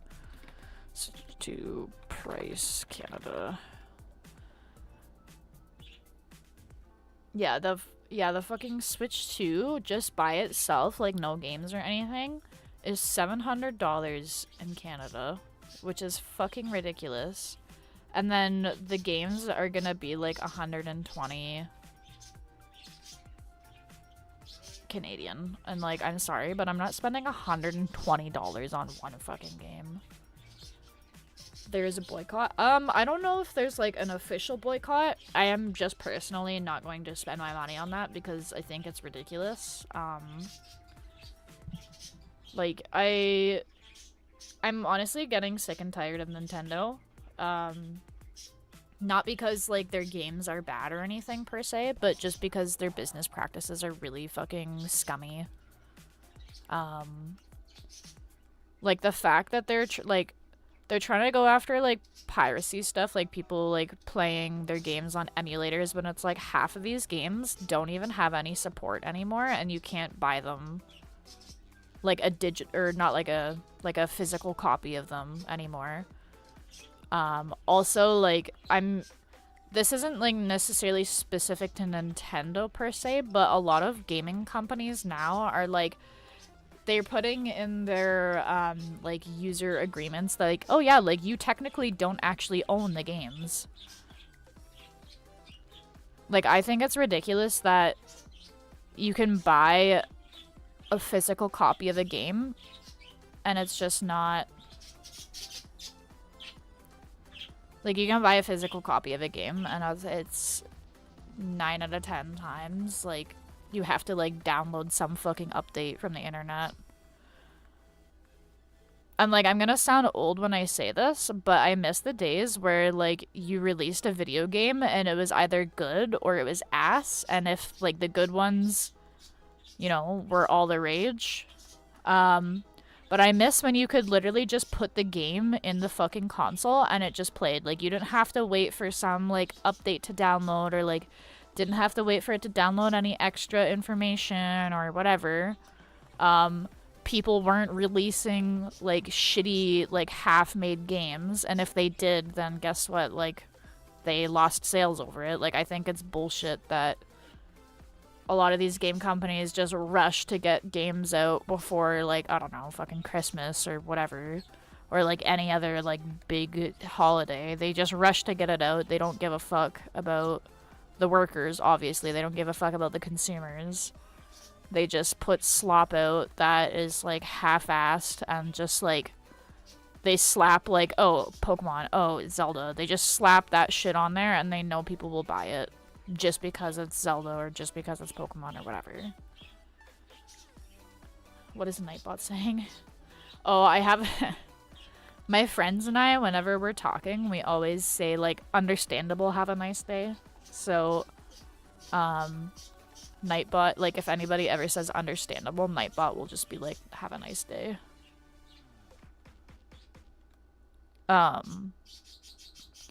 But yeah, like, I'm honestly just sick and tired of, like, AAA gaming companies putting out games that need to be, like, patched. Like, your game, if you, especially for, like, these major, like, you know, indie games, whatever, like, I get it, you're like, a fucking small studio. But there's no excuse for, like, multi-billion-dollar corporations like fucking Nintendo and Sony and, like, other... like, Microsoft, like, they should not be putting out half-finished games just to, like, meet some stupid fucking release date. And then the game's not even playable for, like, half of their player base, or more, even sometimes. Like, that's ridiculous. For smaller studios, I can understand. Like, it makes sense for smaller studios, but for, you know, the big three, like, they should not be putting out fucking dog shit games. Like, that's ridiculous to me. And, like, the worst thing is, like, the people that keep supporting these companies are the same people that will complain all day about it, but then they still spend money on it. And it's like, why don't you put your money where your mouth is and show them that you're kind of sick of this shit and just not buy their games? So, because that's, like, the only way that companies are going to change things is if people stop buying their stuff. But, you know, if people keep paying into, like, oh, like, here's this new Pokemon game, but, like, it has, like, basic ass animations. Like, the fact that there's more animations going on in, like, a 2D sprite game than, like, some of the 3D stuff is insane to me. And I get it, like, oh yeah, like, it's a lot of work, and it's like, okay, I get that, but pay your people Like, you have the money. Why are you not using this money to improve upon the games?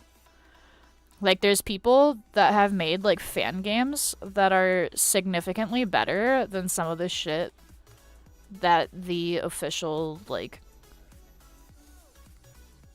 company puts out, which is ridiculous. Like, you would think it would be the other way around, but no, it's people, it's like 2 or 3 people that have passion for what they do, and it shows. Like, for example, like Hollow Knight, beautiful game, amazing game.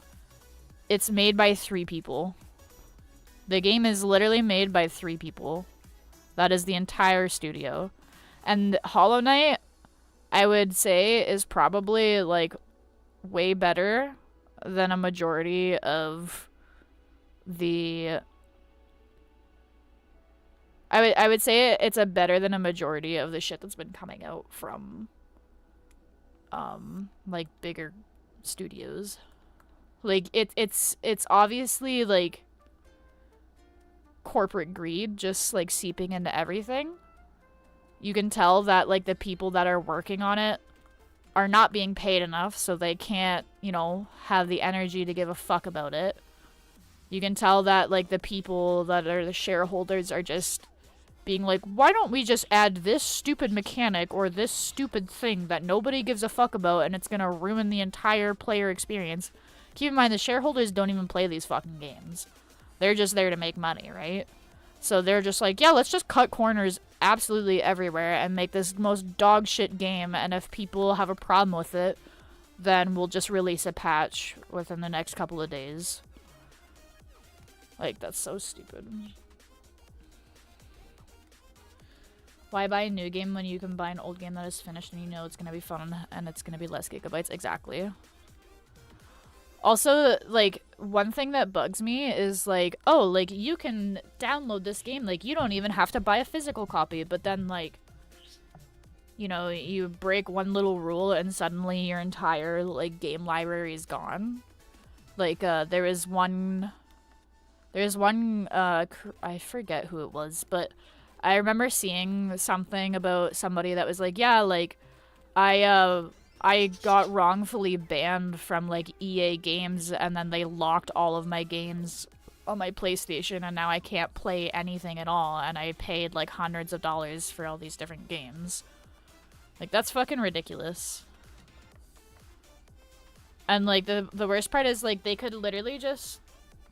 They can just not like you, or they can make a mistake, and then they don't have to fix it, and then they can double down and just be like, yeah, well, like, you broke the rules, haha. And, like, you might not have even actually broken the rules. They can just say that you did. And then because it's written into this long-ass user agreement that nobody fucking reads, by the way. And they know nobody's gonna read it, so they just slip shit in there that's like, oh yeah, like, you can't... If you do XYZ, then, like, we can, like, take all your shit away, even though you paid for it. And this is why, like, I am a big supporter of, like, piracy for especially these bigger fucking companies, because they don't deserve our money. If me buying the game is me doesn't mean that I own it, then piracy is fine, in my opinion. Like, it's ridiculous to me that I can spend money on something, but I don't actually, like, own it. And that's why I prefer physical media over anything else. Like, especially, like, and I was talking about this with regards to, like, streaming services as well. So Jimmy has Amazon Prime, for example. And, we were able to watch, Reacher, which is, like, it's like an action fucking TV show. Anyways, originally with Amazon Prime, you were able to stream these shows and watch these movies without any advertisements. And then they added an extra tier. So now, not only are you paying for Amazon Prime, which is, like, depending on where you are, like, any, like, I think it's like $70, like, a month in Canada here or something like that. So not only are you paying the $70 a month, but then you have to pay an extra, like, $20 a month to not have ads on something that already wasn't supposed to have ads and didn't have ads originally, but now they're adding new tiers and stuff. So streaming services are just becoming the new, like, cable. Or, like, even with YouTube. Like, YouTube's ads used to just be above, like, when you're on a YouTube page, and they have, like, all of the videos on, like, the right-hand side there. The YouTube ads used to be, like, above the suggested next videos, or they would have, like, small ads playing at the bottom of the video that you could just, like, exit out of at any given time. And then they got greedy, and now you go onto YouTube, and unless if you had an ad blocker, or unless if you're paying for premium, there's, like, a billion fucking ads. They're, like, 5 minutes long each. You can't skip them. And it's so frequent throughout videos sometimes. Like, I find it insufferable to watch. I personally can't stand it. And I understand, like, yeah, you need your advertisers to pay the creators that are monetizing their videos, and you need advertisements to help you keep your website running. I understand that. However, there is a way to do it where it's not insufferable, and then there's a way to do it where it's insufferable and very greedy and predatory. That's crazy. What do you think about remakes of games? I think remakes are fine. I have no problem with them necessarily, but it just depends on, like, why they're remaking the game, right? Like, oh, are they just remaking it because they don't have any other ideas, or are they just remaking it because it's an old game and could use an update? I personally would prefer if, instead of remaking games and movies and like rebooting TV shows, if they just came up with, you know, if they just came up with new shit. But they don't want to do that. They don't want to spend money on that. They would rather reboot an old franchise just to make money.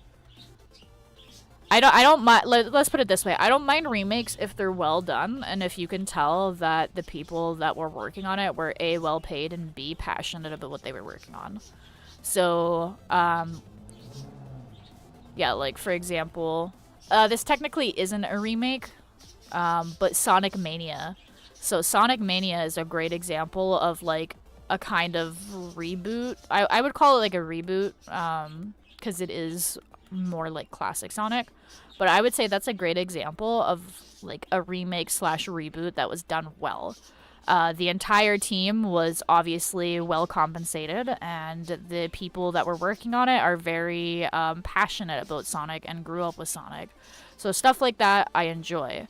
Nintendo cranking out, like, hey guys, like, look, it's Pokemon Diamond and Pearl, but with 3D graphics, whoa! And then they remove, like, half the features from the game.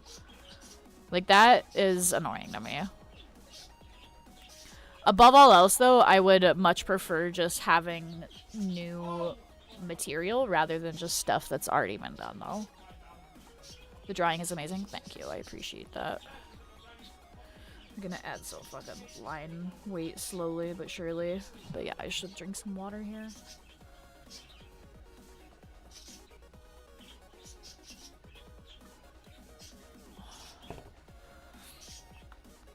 But yeah, I would much rather have new things rather than a million reboots.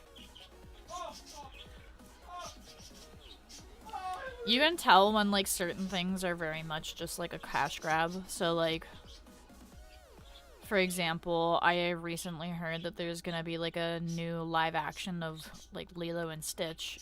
And it's like, I hate seeing all of these live action remakes of movies, personally.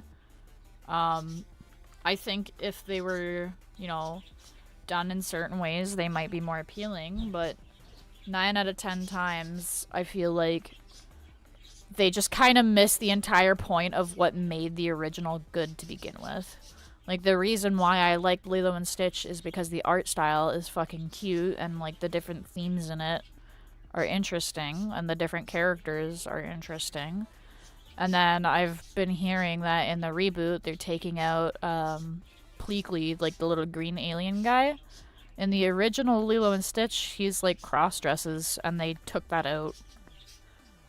And they probably took it out because they think like, oh no, like we're going to piss a bunch of people off. And it's like, why are you just like changing shit about the characters and like the story?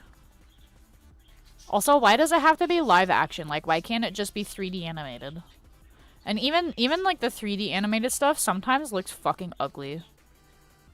I'm not gonna lie. Like, there's a reason why like certain shit worked the way it did. Like, certain animation stuff works a lot better in 2D than 3D for certain things.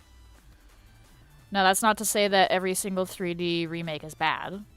But a lot of them are fucking disgusting. Like, do we remember how Sonic the fucking Hedgehog looked like before the internet bullied the studio into changing it? We could have had, like, the ugliest, most disgusting looking Sonic characters, but the internet was like, yeah, no, that's fucking nasty. And literally, like, they bullied the studio into changing it, and I'm glad that we did, because, like, the current, like, Sonic 3D stuff actually looks good.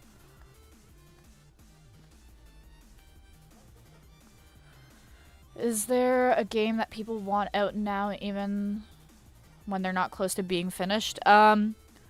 Yeah, people have been wanting Hollow Knight Silksong to come out, because that's like the prequel, or the sequel, I mean, to Hollow Knight.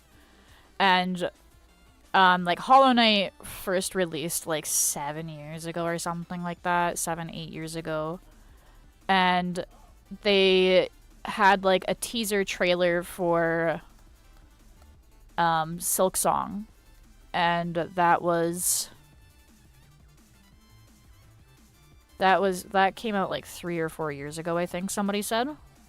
And like, after that trailer that they released, they didn't put anything else out about it, and a lot of the fans were very upset with the studio because they wanted to hear more about Silksong and its production time. They just recently announced that they're planning to release Silksong at some point this year, but a lot of the fans are very, like, they're very, like, doubting that it's actually gonna come out this year. And honestly, like, maybe it's just because I haven't been a Hollow Knight fan since day one, but I personally think that I would rather them take their time to make the game good. Because, like, Hollow Knight was great. It was an amazing game. And it's gonna be hard to make a sequel that lives up to that. Like, they're big shoes to fill, let's put it that way.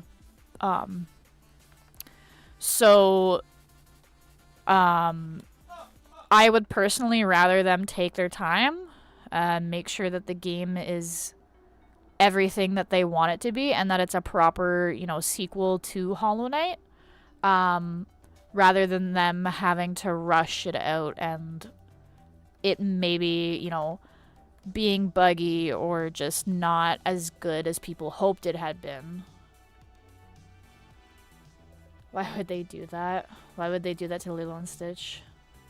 Yeah, I don't like it. Or like Lion King. Lion King had like a live action reboot that was just very, I don't want to say ugly looking, because like it looks good in the sense that, like, yeah, the graphics are very impressive, but the reason why Lion King was good was because the color palettes were very bright and colorful. And because the new live action Lion King went for a more realistic look, everything is just very gray and dreary looking, and it's not the same vibe. Like, I think a lot of these big companies forget how important, like, color is to a piece, whether that be like a movie or just like even like a still frame. Like, color makes a huge difference. So if you want something, you know, to be, you know, majestic looking, like, you're probably gonna go for like brighter colors, that are like more warm. But if you want something to, you know, look very sad and like dull, you're probably gonna use a more like a less saturated color palette, and you're gonna have a lot more blues and grays and whatnot. Color can honestly like make or break certain scenes. So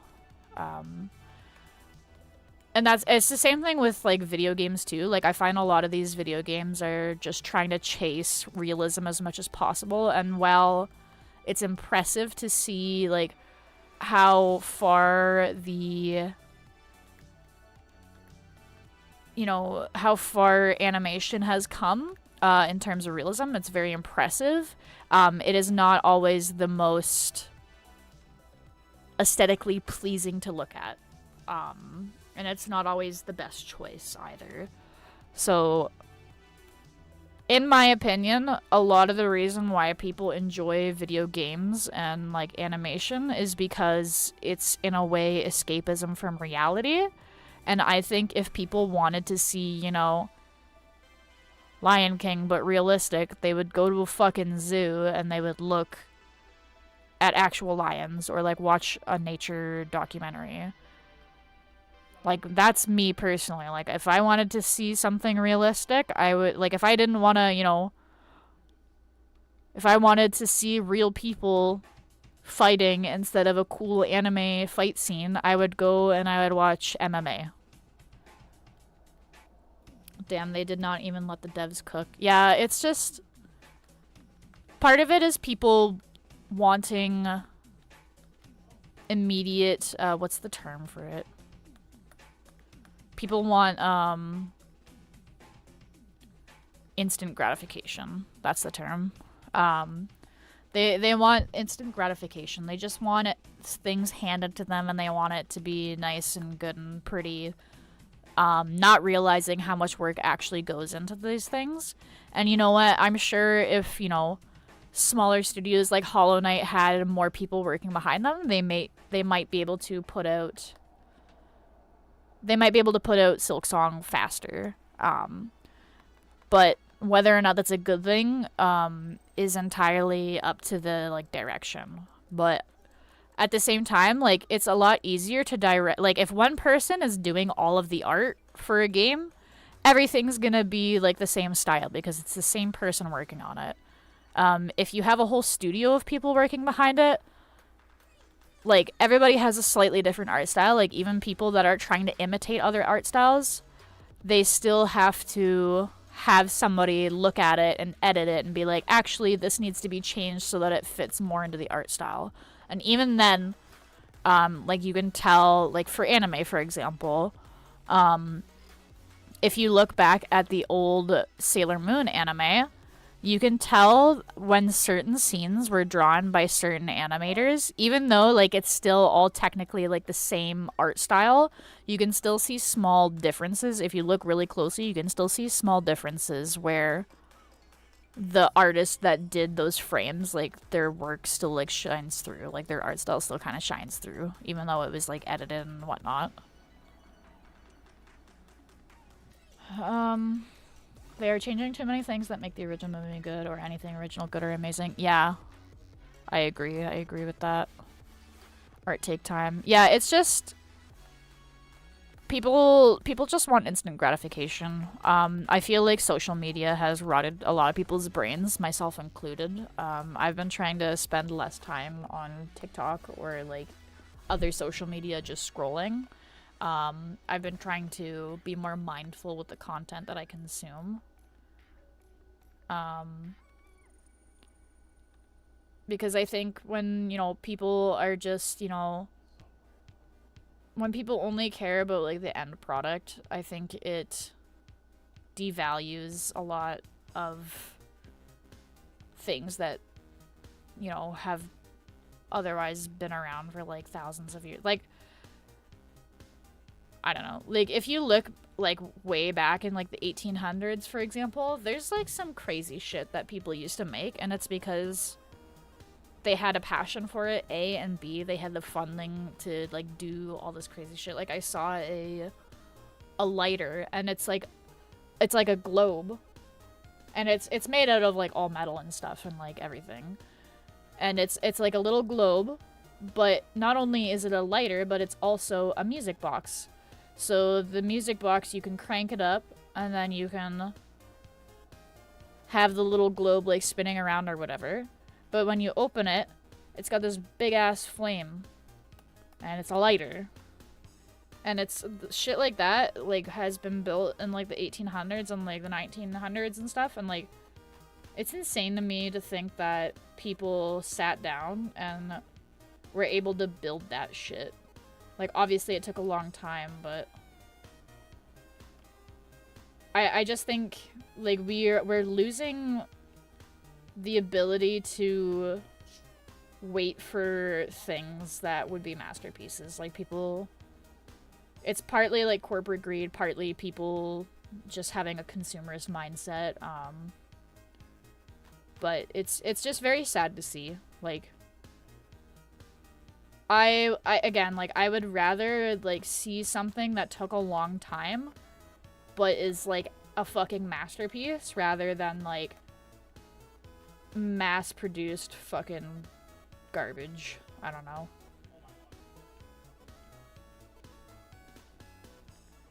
I feel like nobody really values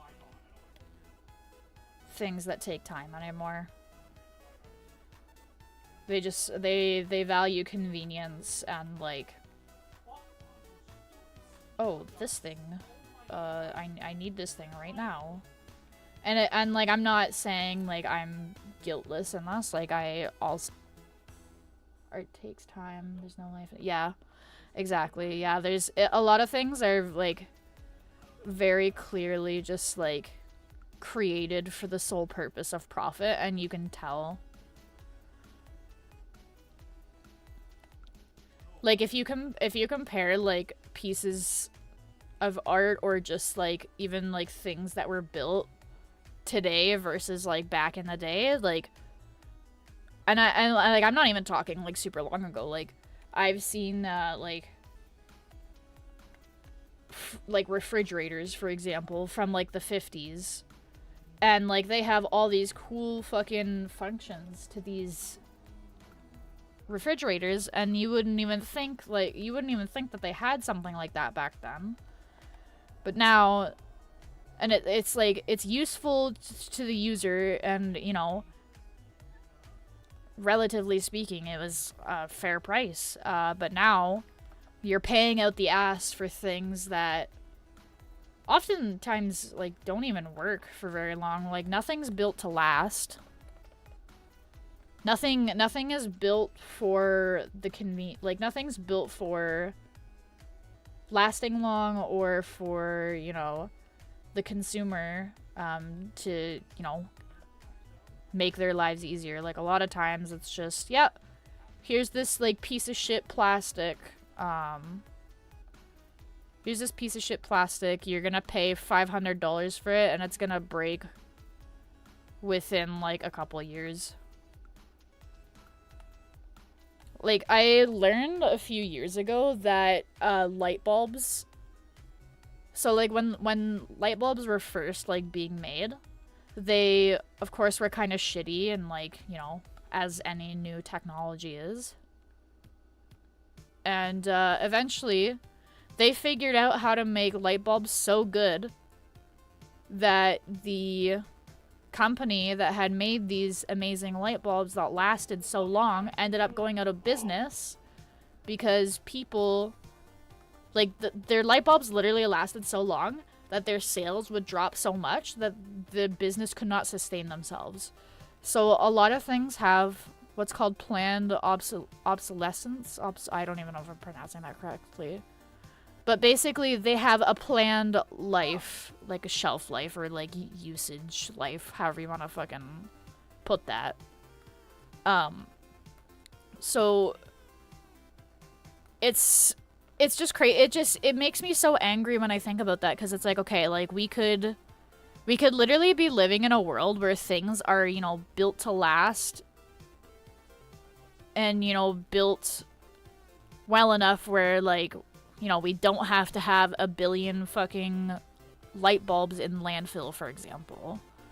But because of corporate greed, because people aren't making money off of it, they added a man-made lifespan to products so that they break within a certain amount of time.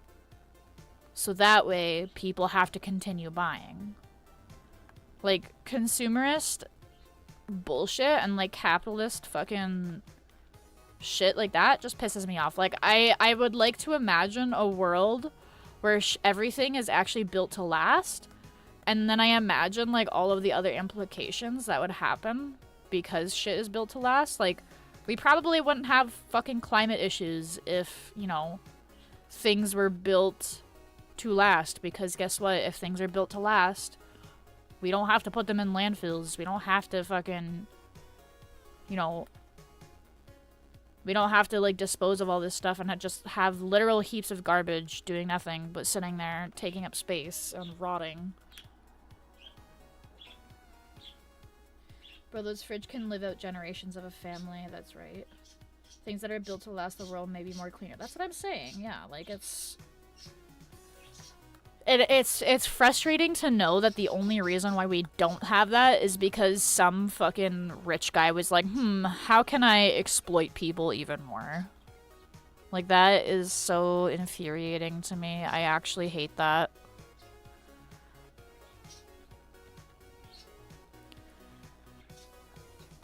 And then, like, when other people try to, you know, make a product that's built to last and that's, like, affordable for the average person, they get laughed at by other, like, the higher-ups. They're like, oh my god, like, you're stupid for that.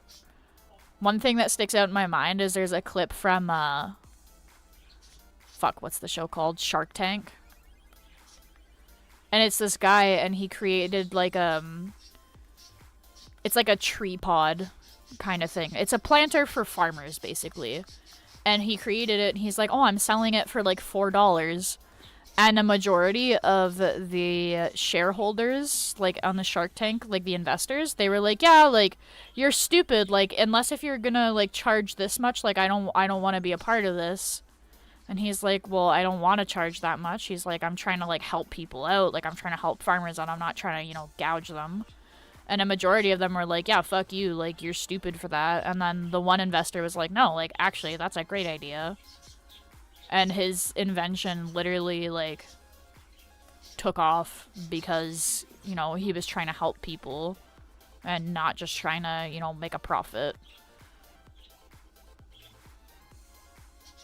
At this point, it's gonna be like, Wall-E, see you in space. Yeah, except the difference is that, like, it's not gonna be, there's not gonna be a bunch of people in space. It's just gonna be, like, the richest of the rich people, and they're just gonna let humanity fucking die on Earth. They're gonna kill the planet, and then they're gonna leave it. That's why they're putting so much money into, like, NASA and stuff, instead of, you know, like, exploring our own, like, space. We've explored more space and we know more about space than we do about, like, the deep sea, for example, which is fucking insane to me. That's so insane to me. Like, how have we not, like, looked more into what's on our own planet? Like, how are we like, I don't get it. It's like, how are we not looking into ways that we can preserve the one planet that we have? And what pisses me off is, like, a bunch of people will be like, well, like, the billionaires are already fucking up the planet more. Like, it doesn't matter if I do, like, this thing that's terrible for the environment. Like, other people do it and blah, blah, blah. It's like, okay, just because other people do it and just because, like, billionaires and corporations are doing it on, like, a mass scale doesn't mean that it's okay for you to do it suddenly.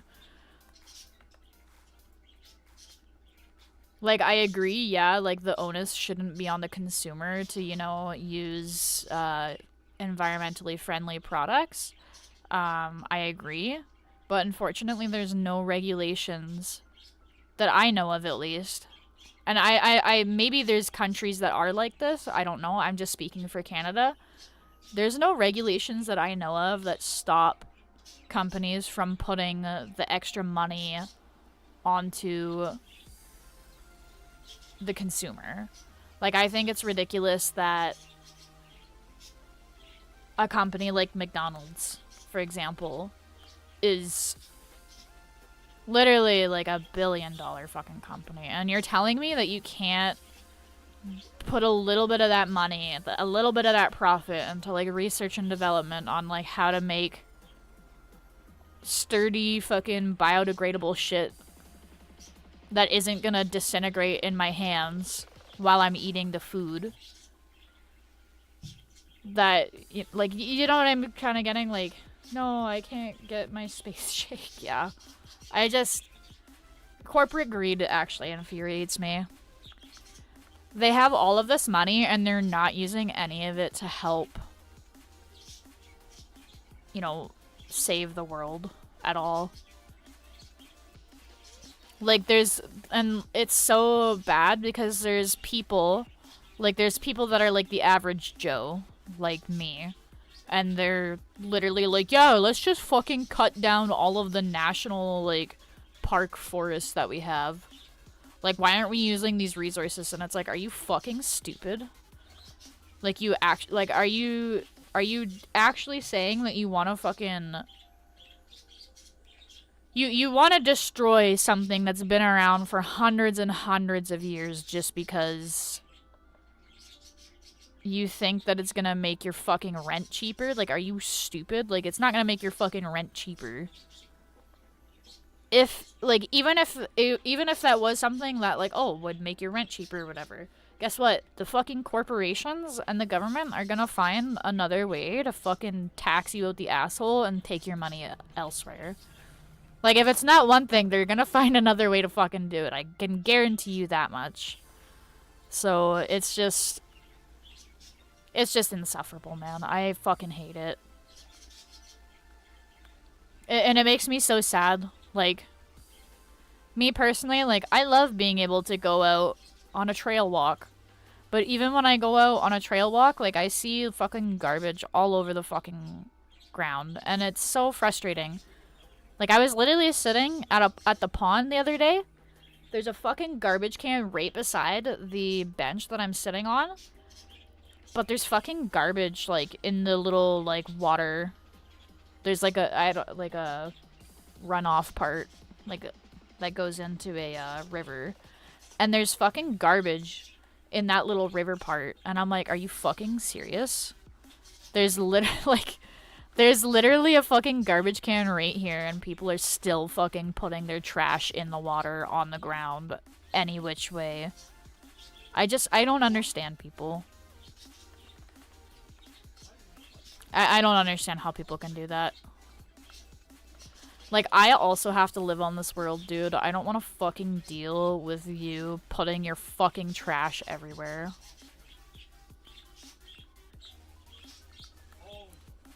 I feel like there's so many, like, problems that we could easily solve if, you know,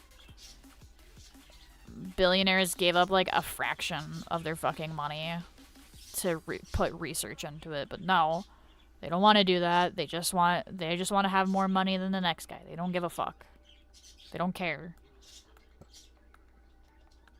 I know here in the US they want to protect the national parks. Yeah, yeah. It just makes me sad that people fucking suggest stupid shit. They're like, yeah, let's just get rid of all of this biodiversity, like all of these beautiful landscapes that we have. Let's just fuck it up.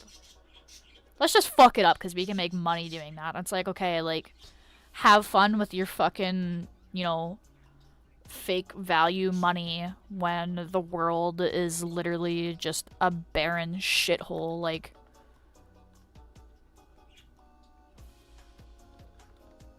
it makes me so mad. Like, you're not gonna be able to fucking buy a house when, you know, the fucking oxygen is so low that you need a fucking oxygen tank just to go outside and breathe. Like,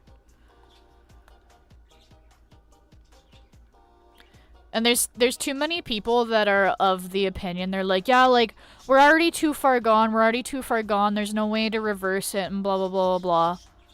And it's like, man, even if they're correct, I think it's so, like, spineless to just, like, give up like that.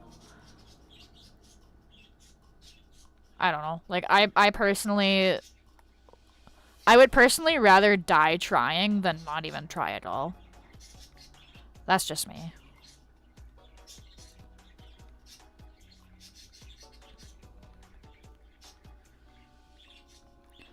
Like, I always get sad thinking about all of the different species that went extinct specifically because humans were fucking stupid.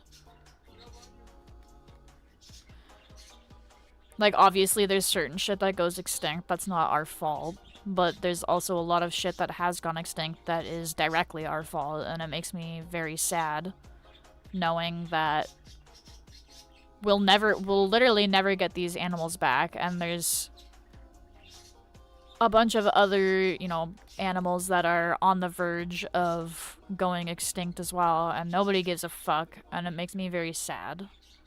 The state of the world is absolutely fucked.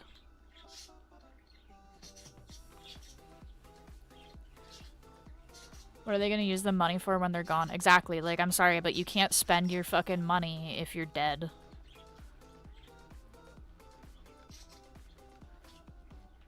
Also, like, who would want to spend money in a barren shithole Earth, right? Like, I could have all the money in the fucking world, but if, you know, the Earth is literally, like, all fucking, you know, barren fucking dry lands that have absolutely fucking nothing for me to see, like, what the fuck am I gonna spend it on? Why the fuck, like, I don't get it. We should be protecting our Earth. We should 100% be protecting our Earth and, like, investing shitloads of money into figuring out how to reduce shit, like, pollution that humans do. And so much of it is just linked back to, like, capitalism and, like, consumerism. Which is entirely frustrating. I hate it.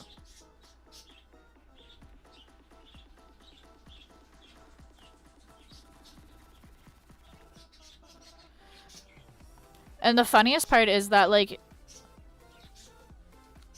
when humans are all gone, like, the Earth is gonna keep spinning, and it's probably gonna fucking heal, and then, like, you know, new types of animals and insects and whatnot are probably gonna reemerge, and then the Earth will be beautiful again, but we're honestly just fucking ourselves over, and the amount of people that think that they're somehow gonna, you know, make enough money to join the billionaires on the fucking spaceship when shit really hits the fan is really funny to me. Because it's like, alright, that's implying that you think that they're gonna let you on anyways. Like, they're not gonna fucking let you on, dude. Are you kidding me?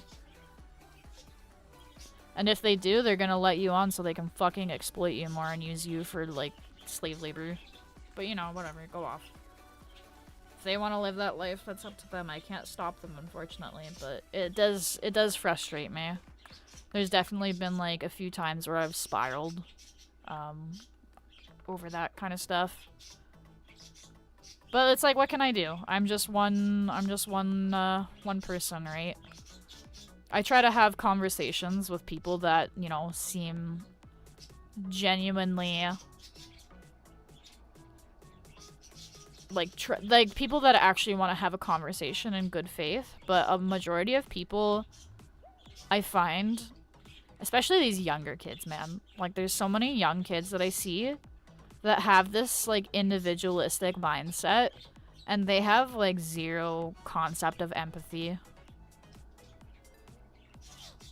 And it makes me so scared. And I know it's probably just, like, that's the kind of content that's being shown to me. But I do worry for future generations. Like, there's a lot of kids that are practically, like, illiterate now. And, like, kids that don't have learning disabilities, I should specify. Like, obviously learning disabilities are gonna exist always, but kids that otherwise should be able to, you know, read past a 5th grade reading level, like, I don't know. Like, it's education is fucked right now, dude.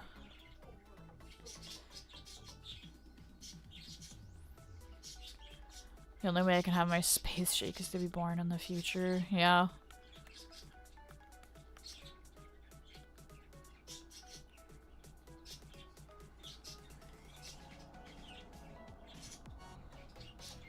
Yeah, I get worried. Education is lacking. Like, there's certain things where it's like, damn, like reading comprehension is fucked. Like, I will type something out and then somebody will, like, misconstrue what I typed entirely because I don't have fucking reading comprehension. And, like, I will admit, sometimes it is me. Sometimes it's definitely me in the way I type things. But, hang on, this guy's neck is really fucking long. Jesus Christ, I'm gonna fix the neck length here. What was I saying? Oh yeah, a lot of, there's so many people that just lack reading comprehension. Like, they'll literally, like, one thing I notice is, like, people will cite a study, but they obviously didn't read anything past the first sentence of the study or even just the title of the study. And then it's like, I go in and I read it and it's like, wow, this study is actually disproving the point that you're trying to make. And then they're like, what? And it's like, yeah, like, it's crazy, like.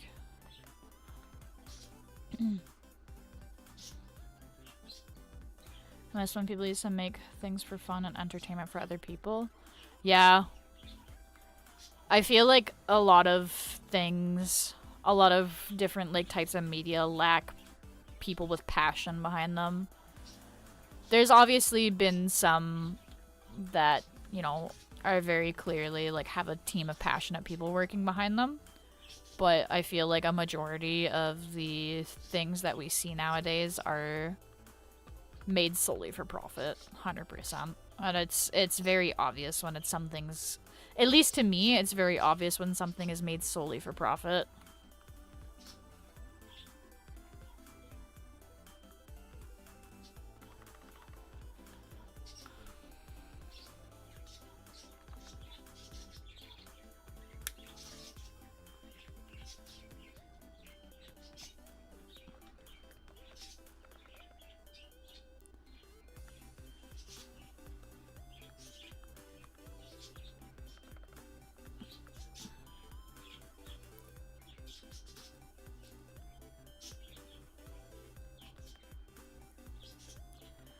But yeah, no, I don't know. I'm worried about the state of the world and what's gonna fucking go on. I hope that things turn out okay. I'd like to have faith that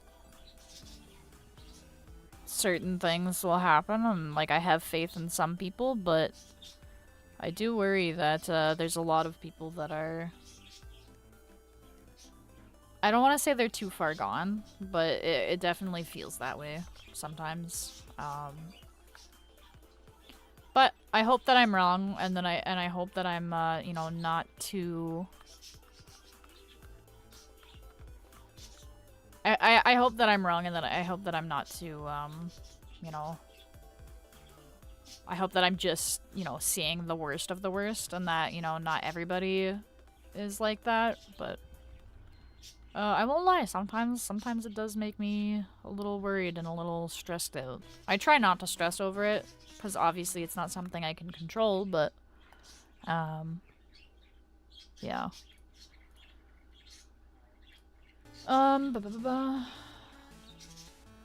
There's a lot less of people that make boring things into fun ones. Honestly, like, I would rather even just have, like, you know, I can find something boring personally, but I can still see that somebody else put, you know, love into it. Like, there's, you know, certain like comics or whatever that I've seen where I'm just like, you know what? Not really my thing, find it kind of boring, but I can tell that the person that made it still put a lot of effort into it. And I think, and I respect that. Like, even if I personally don't find something to my taste, I still respect people that will put effort into things. All I can do is have hope. Yeah, I agree. I try to just be hopeful, and I try to make changes in my life where I can.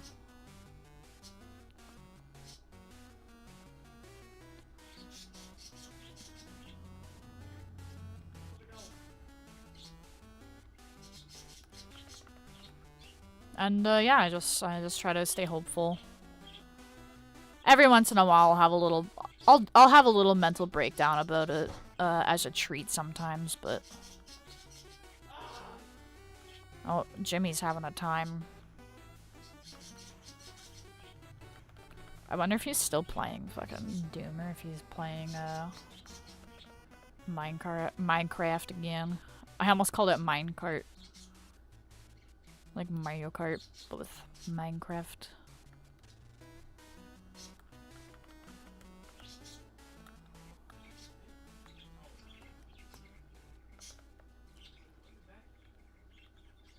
Or maybe he's playing Dark and Darker. I don't know, I didn't really hear him yelling a lot when playing Doom.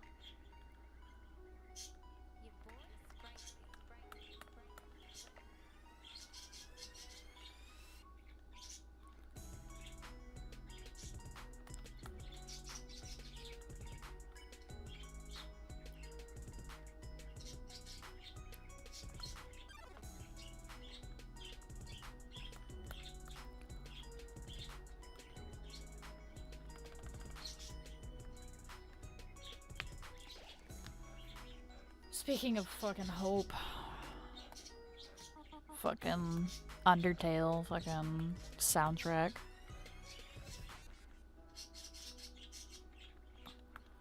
The original Hope Core music, for real, for real.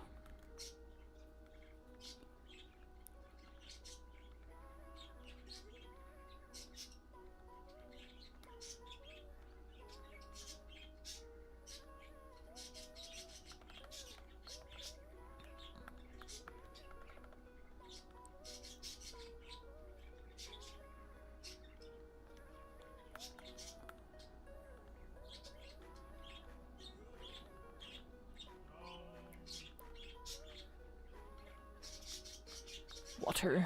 Good idea.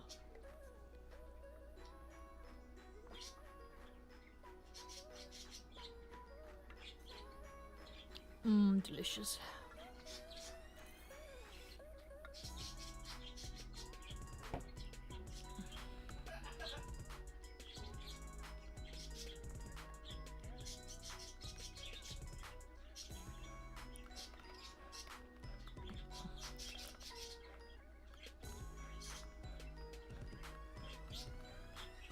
Delicious water.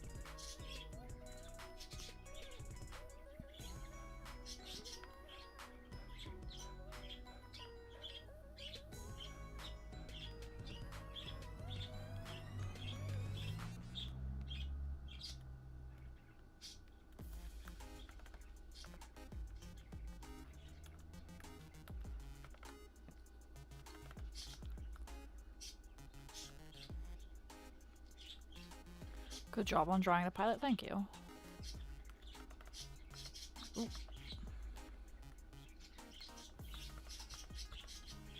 I think it looks alright. It'll look better once I get all the colors in and everything, but... Definitely a trust the process moment.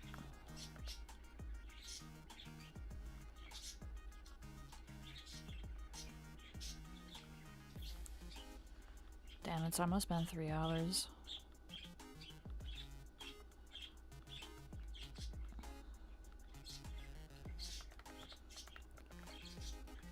I didn't realize I've spent 3 hours on this already. Took me a while to get the sketch going, too, so... That's what I get for being slow at drawing. But art takes time, so I'm alright with it.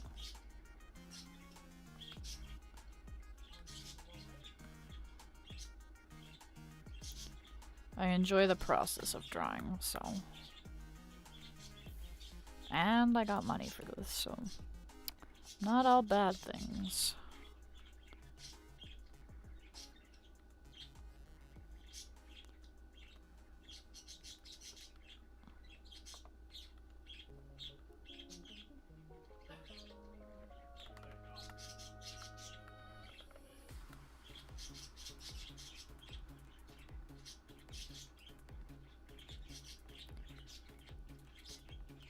Just to trust me, bro, yeah.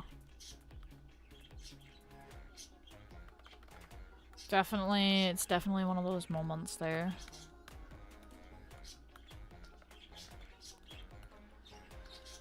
Oh, man.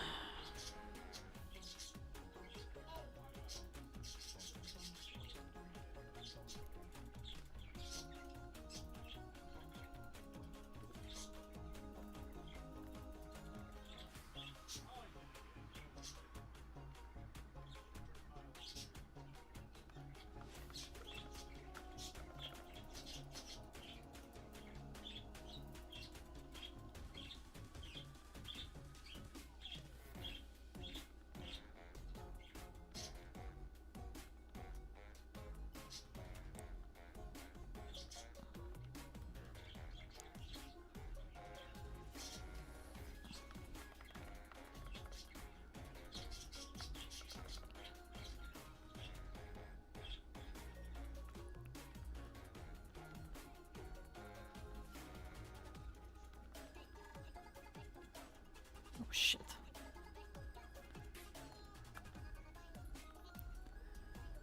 Oh, I want a big bag of beef jerky, but I shouldn't spend money on the big bag of beef jerky, but I want it.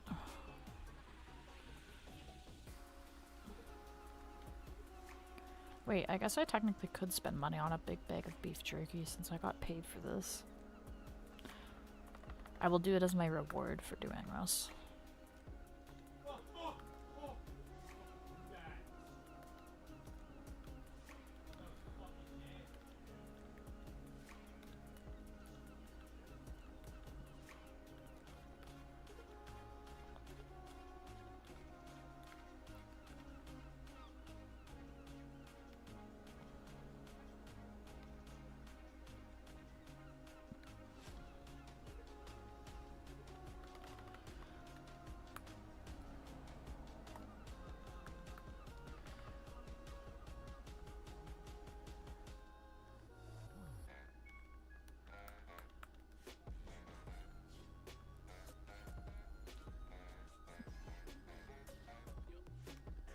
Get a Dr. Pepper with that too? I don't even know if I have Dr. Pepper.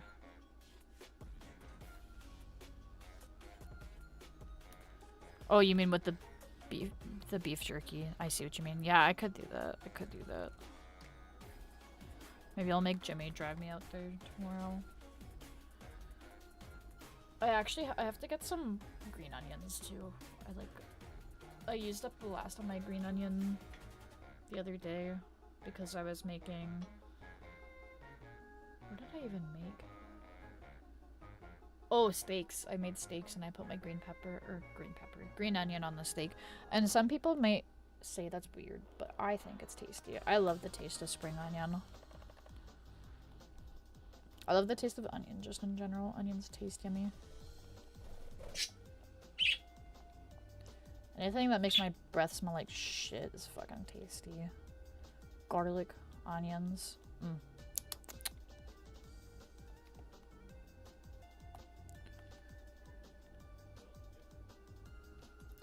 Ooh, maybe I'll fire up some pierogies tonight. I have some pierogies in the freezer.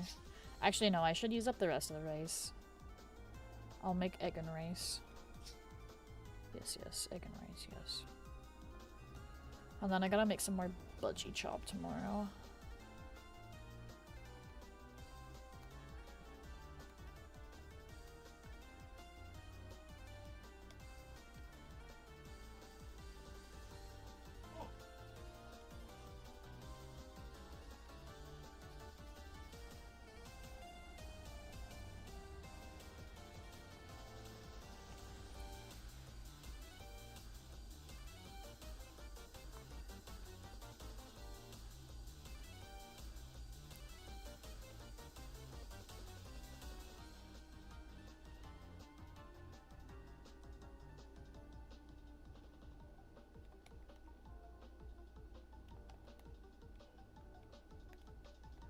You guys should make some pancake. I could make some pancake.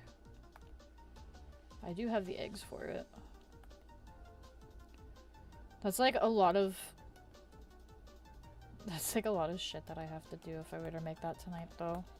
That's a lot of mess to clean up. Making egg and rice uses the leftovers and it doesn't make as much of a mess. Far less, what's the word? Far less dishes being used for that. I hate doing dishes, honestly. And so does Jimmy, so it's a problem. We both hate doing dishes. I told her we have to, like, take turns doing the dishes.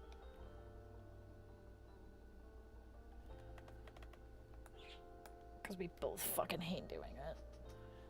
Then we don't have, like, we don't have, like, a dishwasher to just put the dishes in. If I had a dishwasher, it wouldn't be so bad, but I don't have a dishwasher. And even then, like, in my experience, dishwashers don't clean all that well.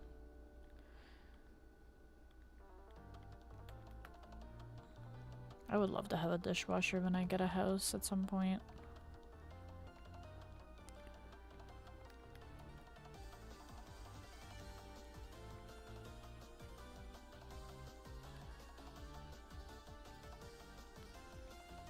But yeah, like, I don't... There's been, like, my dad has a dishwasher, but there's been so many times where, like, I put stuff in the dishwasher, but you have to, like, pre-scrub it before you put it in. It's like, what's the point of even having a dishwasher if I have to fucking, like, wash something before I put it in the dishwasher? Like, you're telling me that a machine cannot pressurize the water enough to just fucking destroy the food particles on it? Like, at that point, you're better off just getting a pressure washer and then fucking taking your plates outside. But then I'm pretty sure the pressure washer is too much pressure and it'll just destroy the plates. So there's just no winning.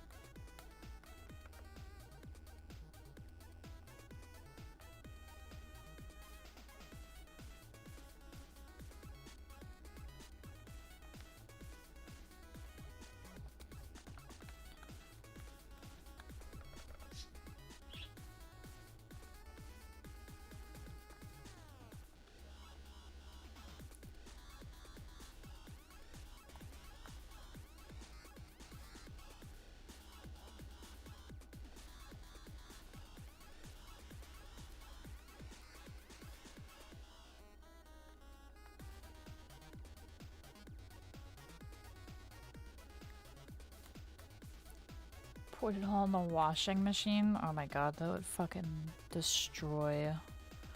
That would destroy the plates. I wish.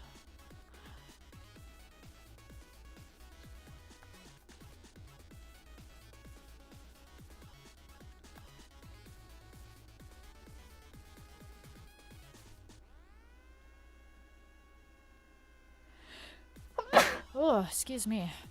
Ow, that fucking hurt. Ow. Oh. Why did that hurt?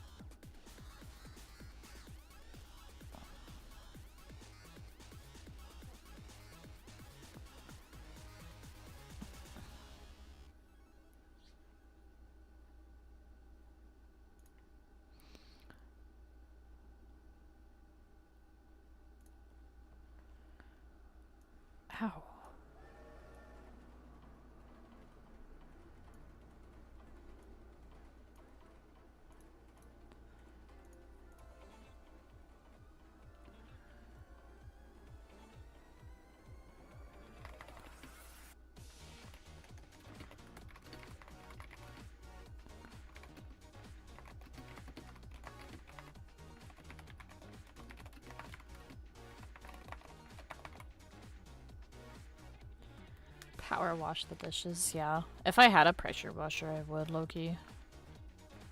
I would attempt it. Certainly, there's gotta be like a oh, wait. Better idea. Instead of having like glass or ceramic plates, you could just get fucking like steel plates. Like the prison ones. That's how, there we go. That's the idea. Just get metal fucking plates and then you can pressure wash them all you want. But you'd have to get like a not very pliable metal. Because otherwise I think it would bend. Let me I'm gonna hang on. I have to look this up now.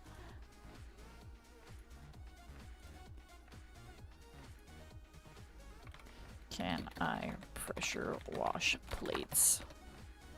Let's see.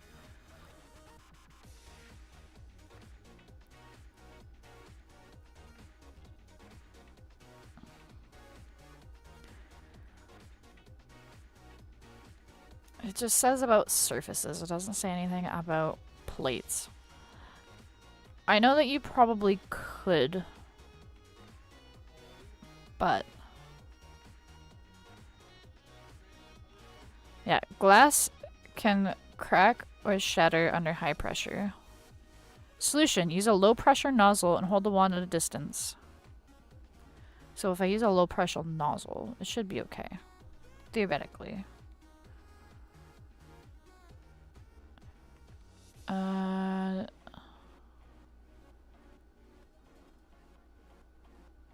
Surely nothing bad would happen.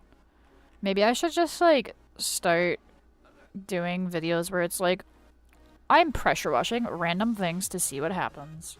But then that requires me to get a pressure washer. And I don't have any place that I can pressure wash things that like wouldn't get me in trouble. I don't want to ruin my neighbor's lovely yard. He did a very good job at making our backyard look nice. I rent. Maybe if I had like a house, I would just do dumb shit like that.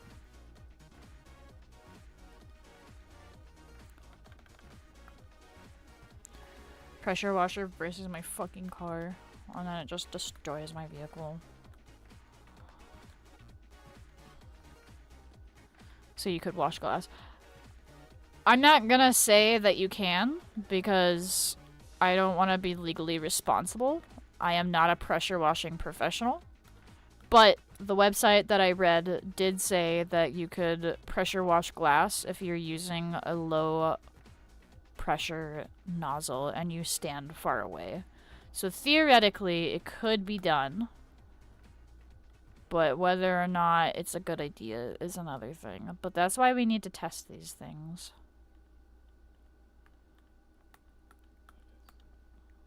That's why we gotta test these things.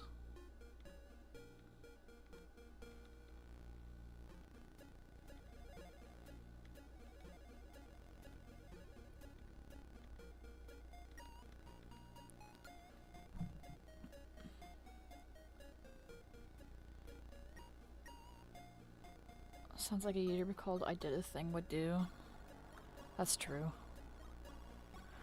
I always feel like I've always felt like doing like dumb shit for like videos would always be like a fun thing to do, but the problem is that I would have to start funding it to begin with, and then if it flops then I don't make money off of it, and then I'm just spending money breaking shit.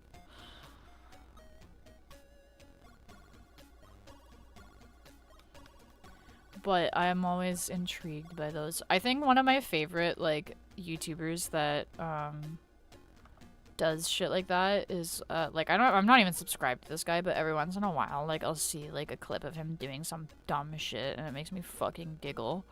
But it's Whistling Diesel, and he's like a guy, he does like car shit. So what he does is he'll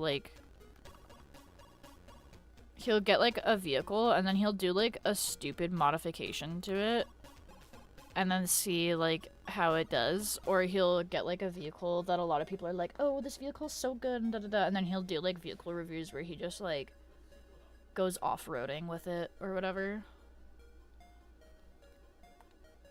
Like there's a video, I think there's a video of him reviewing a Cybertruck that made me fucking laugh. And he's literally just like tearing the Cybertruck apart with his bare hands. Like he doesn't even do anything crazy to it, and it's like already falling apart. Brand new. Another one that I can think of that he did is he had like some sort of truck and then he added like really stupid big wheels on it. But the wheels had like spikes on them for whatever reason. Like let me illustrate what I saw. So it was like this, bear with me, I'm fucking awful at drawing vehicles. But yeah, so he had like the fucking pickup truck. This is like the wheel well. There's the other wheel well. So he had like a pickup truck, right? There's that. The windows. The door.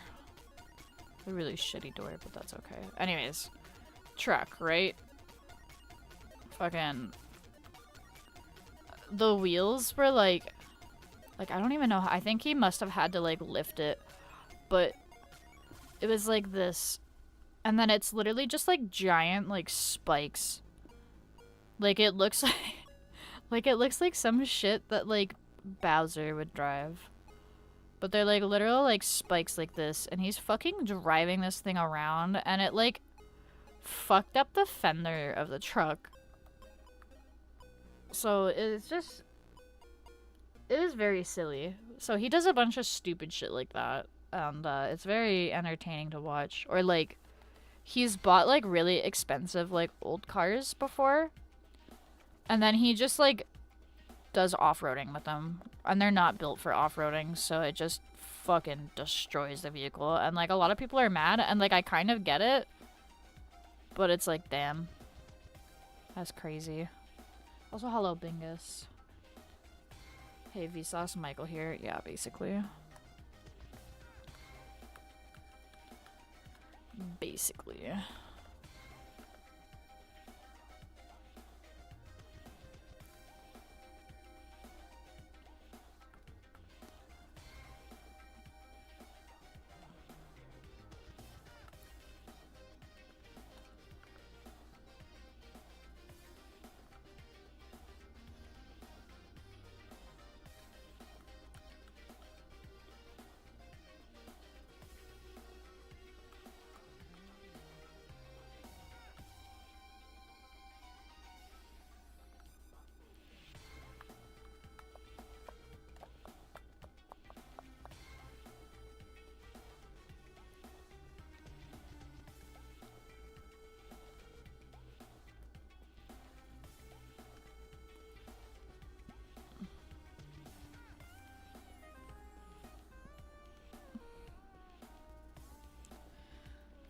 Oh, man.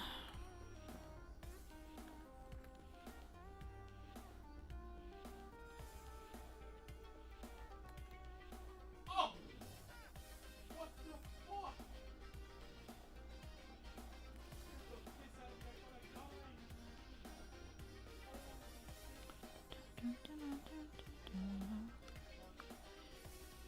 I hope you're having a great day, Bingus. I guess technically night, but...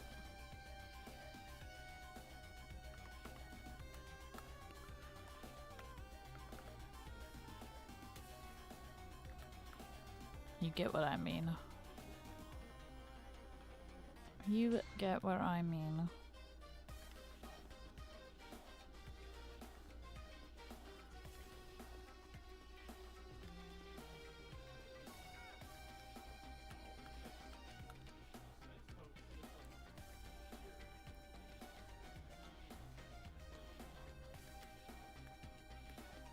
I have no idea what I'm doing with my channel.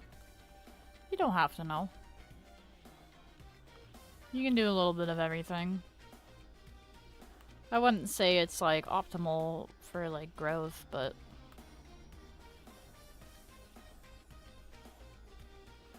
you can just do what you want. That's what I do, honestly. I don't fucking make money off of this, but I do it because I enjoy it and I like talking with people from time to time while I work.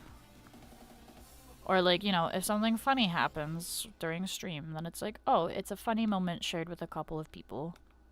It's very like reminiscent of like gaming with my siblings kind of thing, which I can't really do anymore because they are busy and they have kids. Or they just don't play video games anymore.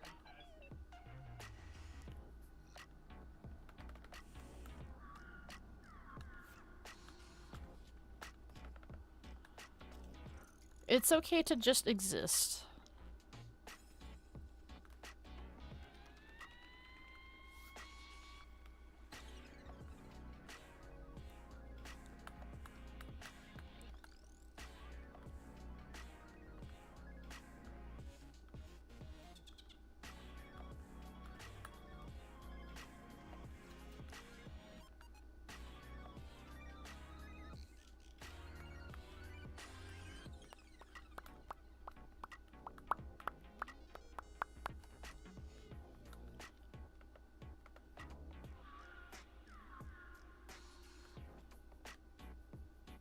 Oh, making progress slowly but surely.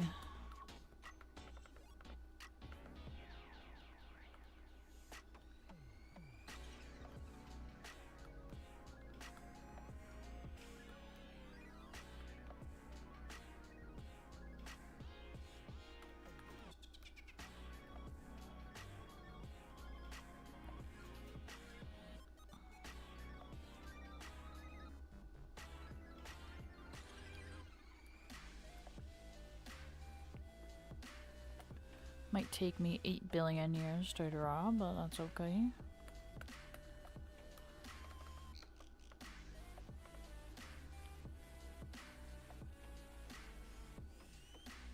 I forgot there's supposed to be like a marking here.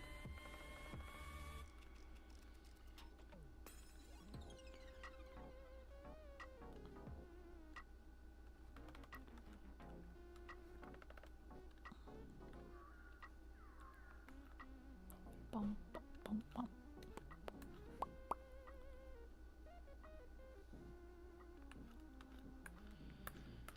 Oh man.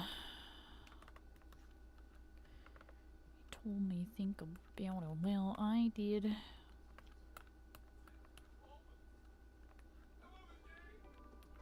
You got all the time. I do have all the time.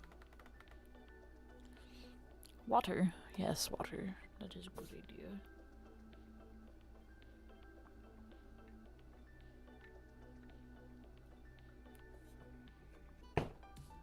Ugh. Delicious. I love drinking water. Drinking water is so good.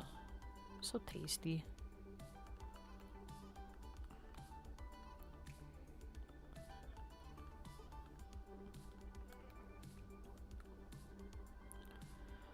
Nothing better than like when you wake up in the middle of the night and like you have a fresh bottle of water and it's nice and cold. So good. So fucking good. I fucking love that.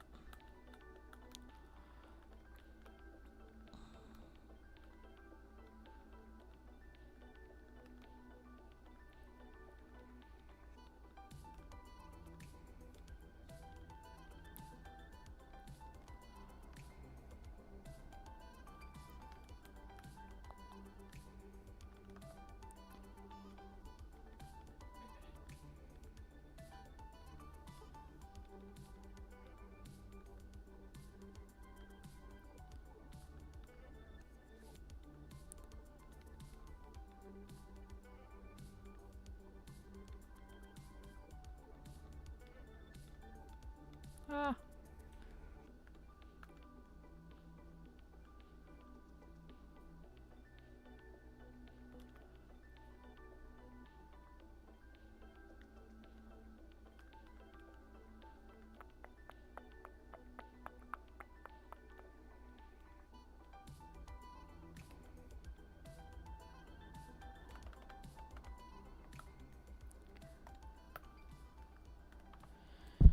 Oy, oy, oy.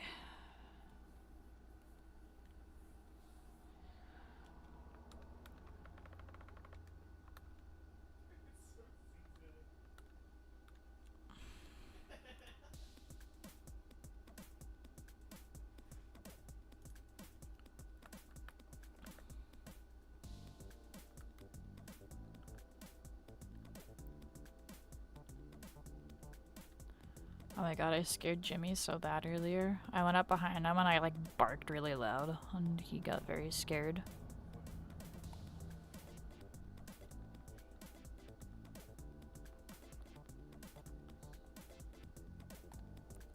I always like scaring him. He doesn't like it when I scare him, but it's kind of fun for me. A basic art, thank you. I appreciate that.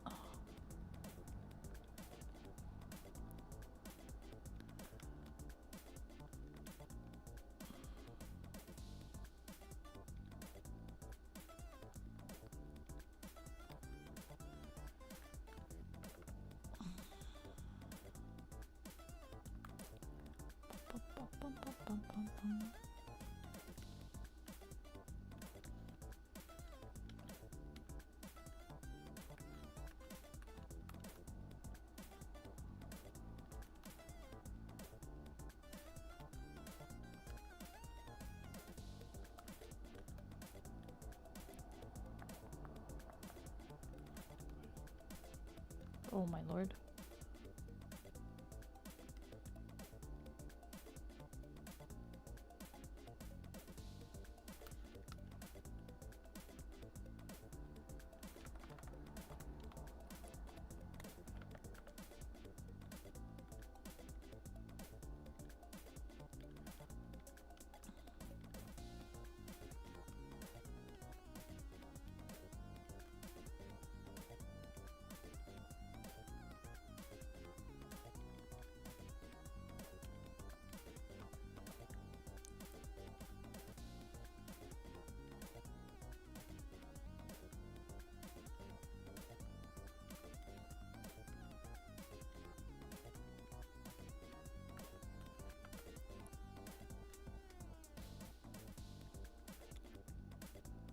I like the head and neck placement. Hell yeah. He's like bonk. Getting fucked up.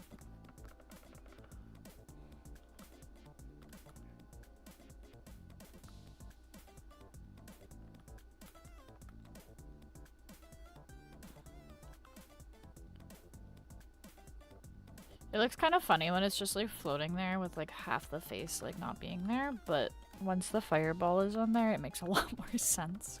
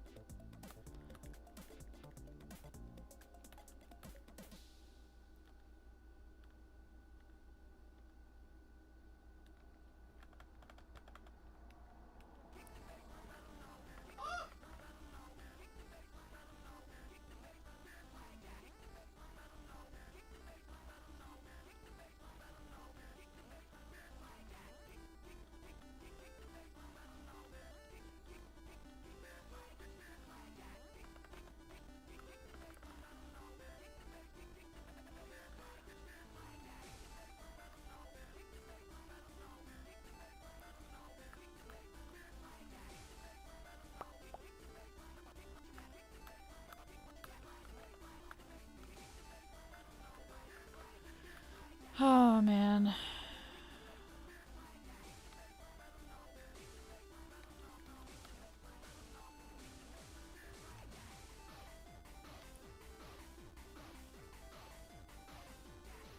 A fireball would be as big as him from Scorch. Probably, but when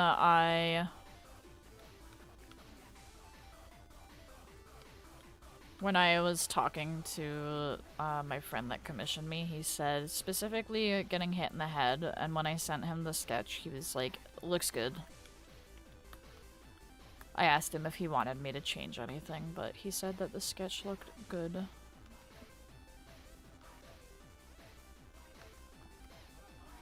So I'm sticking with it, because that's what he wants. But realistically... Oh my god, realistically speaking, you're probably correct. I wouldn't know though, because I don't play the game much. Actually, I don't play the game at all. I know the storyline, but aside from that, I don't know shit.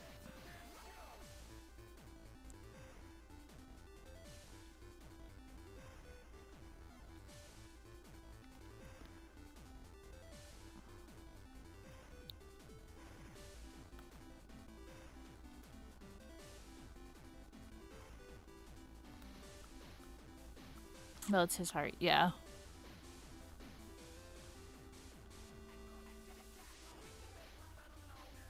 He had a very, like, specific image in mind. Actually, like, specifically, the one image that he sent me for reference was, this one. This was what he sent me. He was like, I want to see this. And I was like, okay, I will make it happen. And so I am making it happen. I'm here to watch. Hell yeah.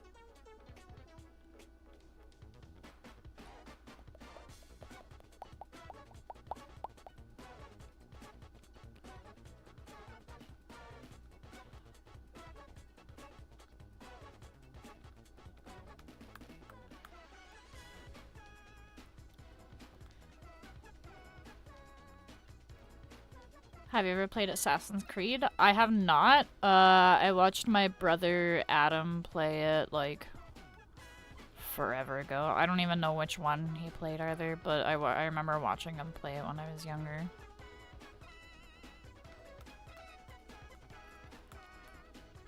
I know of it. I don't know all the ins and outs of the game by any means, though.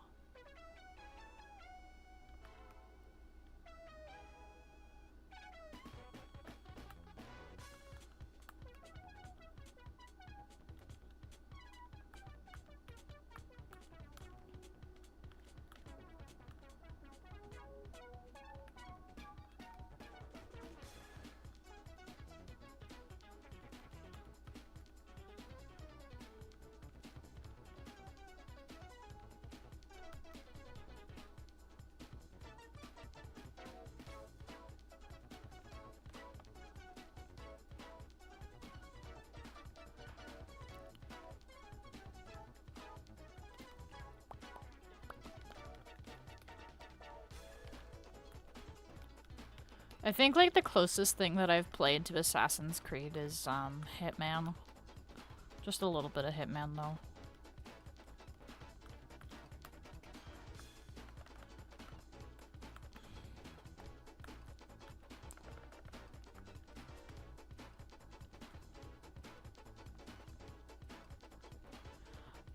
I would say that like a lot of the games that I haven't played are games that are on like Xbox and like anything past like PS2, because I only grew up having a PS2. And it wasn't even like my PS2, it was my older sibling's PS2. And a lot of times like I was not allowed to play the games, I was only allowed to watch.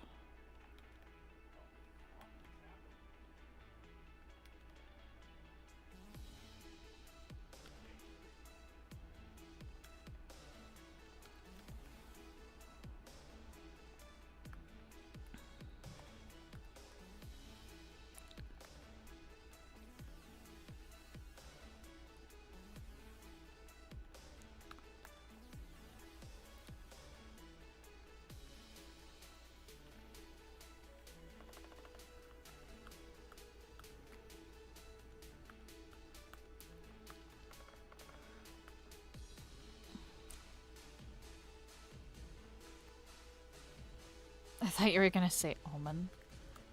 I wish Omen had his own video game that was just about him. That would be cool. Unfortunately, he has to be like an agent in like one of the worst fucking games possible, but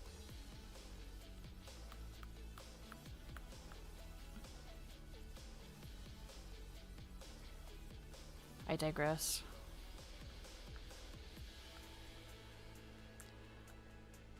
I need Riot to hurry up and fucking start making the fucking Valorant show that they said they were gonna make. Because I don't give a fuck about Arcane, dude. Like, it's very well animated, but I don't give a shit about any of the League of Legends lore. I really don't give a singular fuck about any of the lore. I do not care. And I was sad because when I started watching Arcane, they killed off my favorite character. And then I was like, wow, they fucking killed him off. Great. I'm not gonna say who, in case there's people that are like waiting to watch Arcane for some reason, or can't watch it, or whatever. But I was pissed off because they killed him, and I was like, God damn it, why? Why would you do this to me? And then I had to sit through the series knowing that the only character that I actually gave a singular fuck about was dead. I was like, this rocks, dude.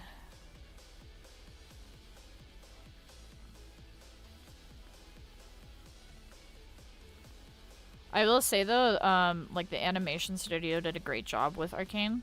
But yeah, I do not give a fuck about like the lead characters. I really don't give a shit.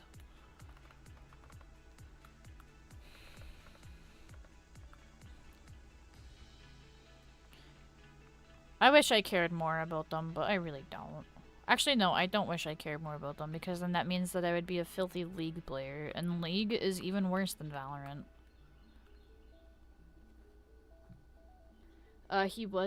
He is or was an assassin, right? Yeah, he's... So, like, before he became, like, the Omen in-game, he was an assassin, yeah. That's why his design is very, like, assassin-inspired. He was, like, the top assassin for some fucking corporation or some shit.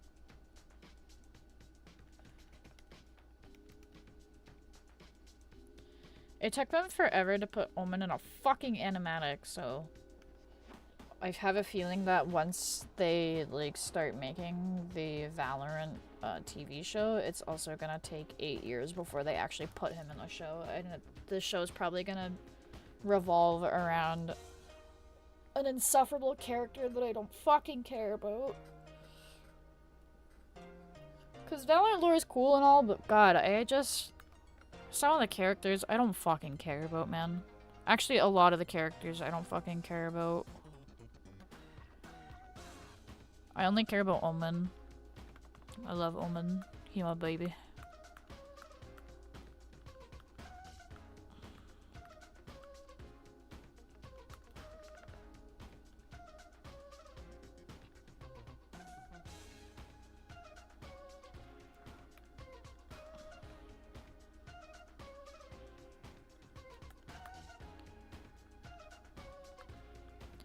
There's so many stories going unfinished. In Arcane? Or just in general?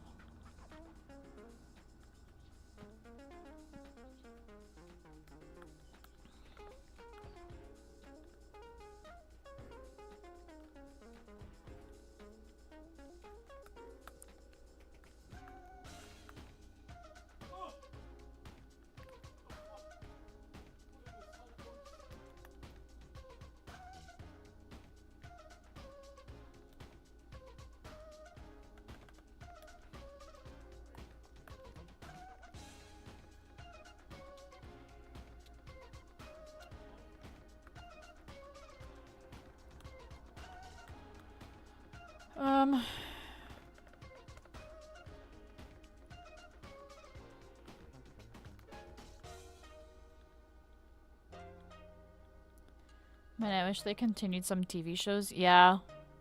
There's a lot of, like, TV shows that, got cancelled, like, partway through that shouldn't have. Like, Teen Titans was one of those shows. It was a really great show. And then, they stopped making it. Which sucks. And then they rebooted it recently with Teen Titans Go, and I can't take it seriously. I can't take it seriously because of the art style and because and like, again, I understand it's a fucking cartoon. I understand cartoons are meant to be for children, but I feel like cartoons, like, just because cartoons are for kids doesn't mean that they can't explore more, like, serious or, like, dark themes. Like, the original Teen Titans was great because it covered a lot of, like, topics that, like, you know, kids would actually go through. Like, there was an episode about, like, racism and shit.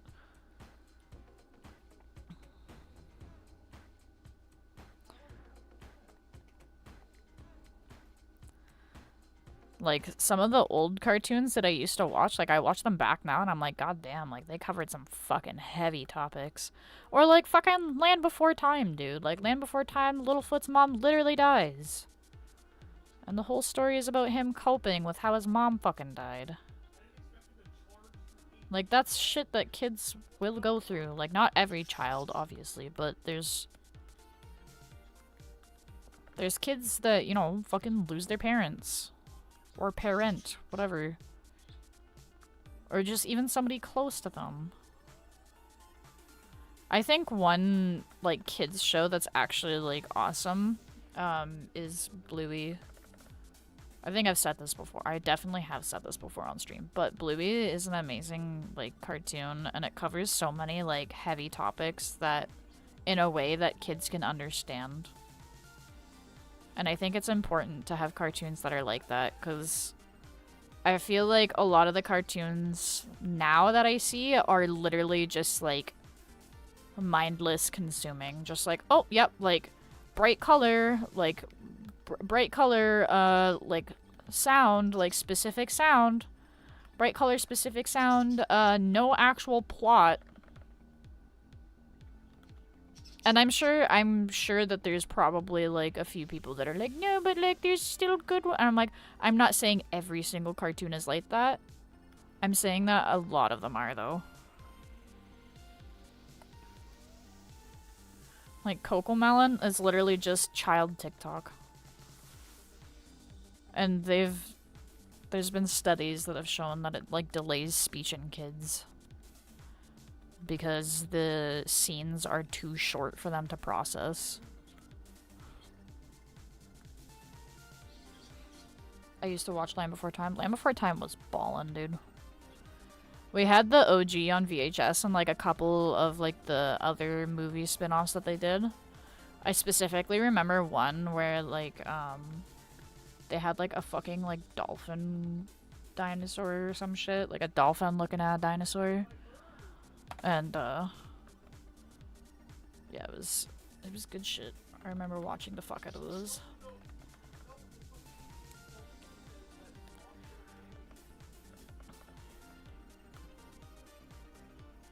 There are still some good TV shows. Oh yeah, definitely. There's definitely some, but I would say, and like maybe again, like maybe this is just like my perspective is skewed because, you know, I'm only seeing the worst of the worst online. Like I don't have kids of my own. So like maybe I'm just seeing the worst of the worst, but like some of these fucking kids shows, like even I would even say like as early as like 2010. Like, some of them I'm just like, damn, like, this is literally, like, just brain rot content.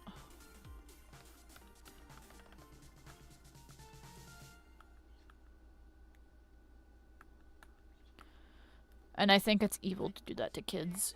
Because you know what? At least as an adult, I can, like, be aware that, like, oh, like, this is...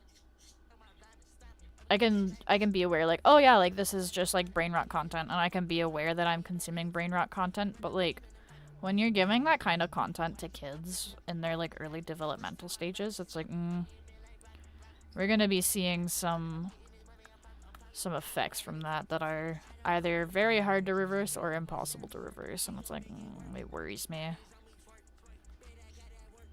But I'm being doomer pilled again, so...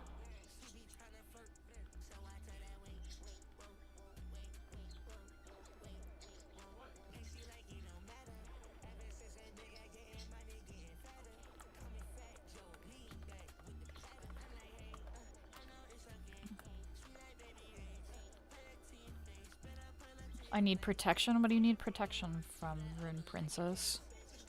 Also, hello, I hope you're having a great night.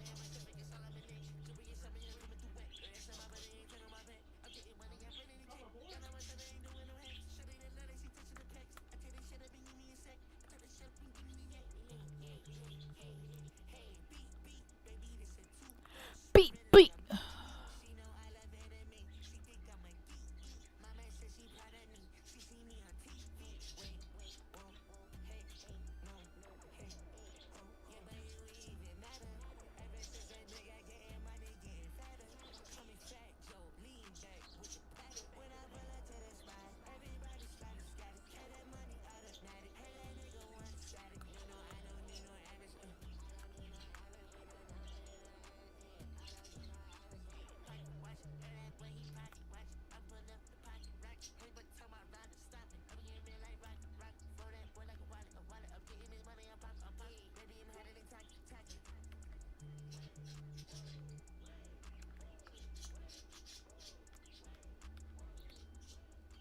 There's some TV show I want to see again from when I was little.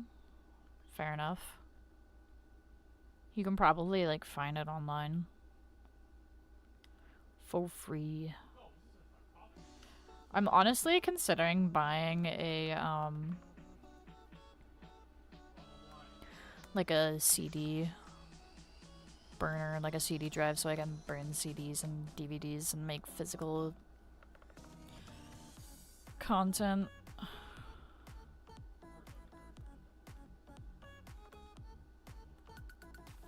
Physical media. And then I can just have it, and then I don't have to, like, re-download something if I want to watch it.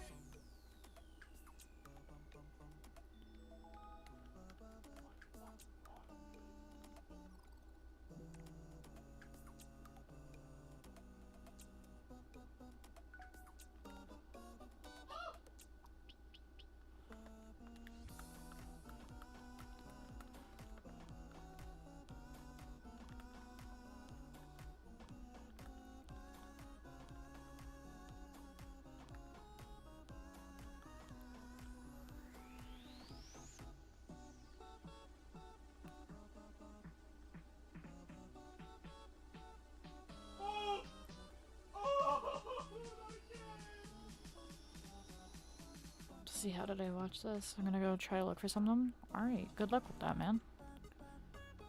I appreciate you popping into stream. And I hope you can find your shows that you are looking for.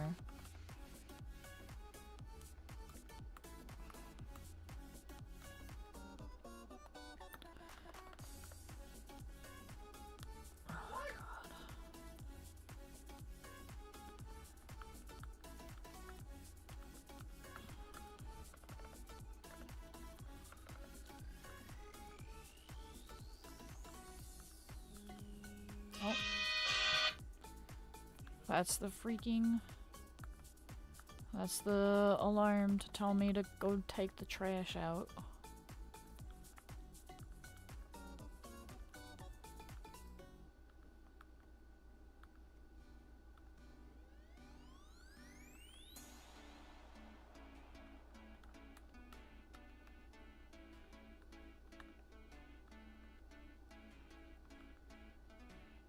I do that later. I stay here to watch. I appreciate you.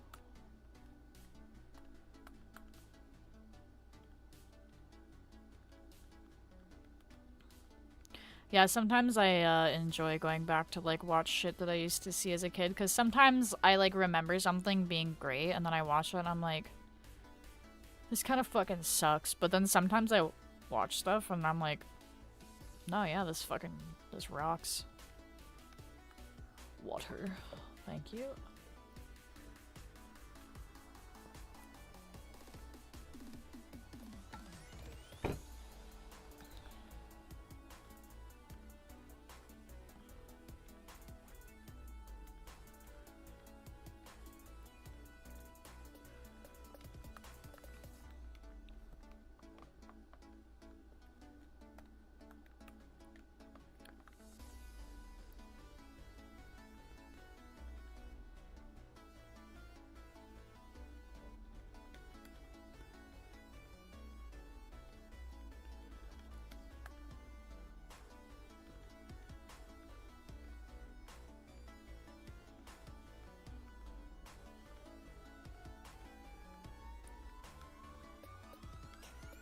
Or like there's shows that I'll like always rewatch.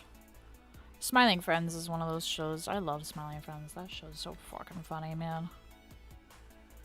Or I also love I've been watching Sonic X recently. Cause I grew up watching Sonic X and Sonic X fucking slaps, man. Like I was like, oh maybe it sucks, but actually no, it's kinda fucking ballin'. Like, the animation holds up really well for the time that it came out, honestly.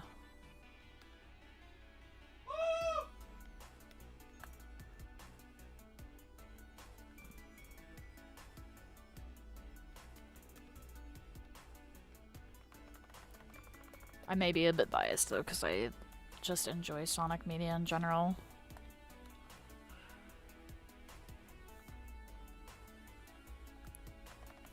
You're gonna look that up?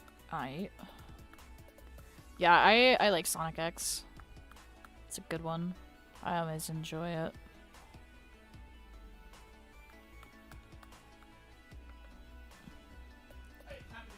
Definitely not perfect, but you know, that's pretty good. I like it.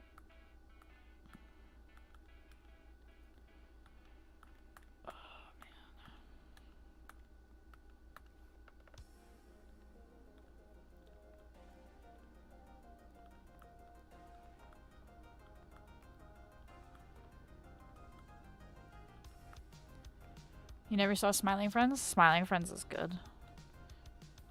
It's like one of the... It's like a dumb, like, adult cartoon. It's very silly, though. It's got good comedic timing.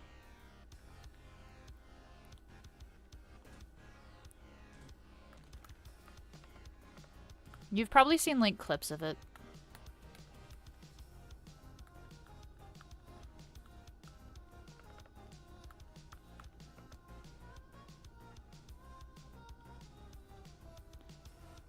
I'm waiting for season 3 of Smiling Friends, honestly. I don't know when they're planning to release it. They said sometime during this year, I think, is when they're planning to release it, which I'm fucking looking forward to, man.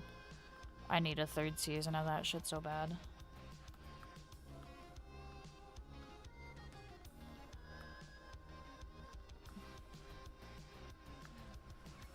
Smiling Friends is so funny, man.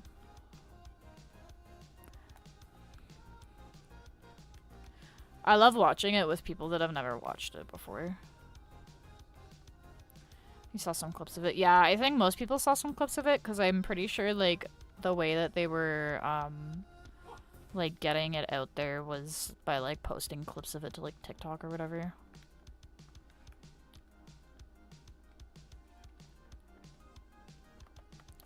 They're made by, like old Newgrounds creators.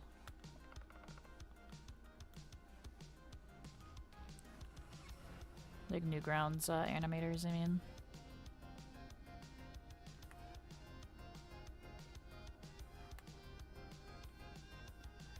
It's funny, I showed it, so last time I went out west, we showed it to Jimmy's brothers.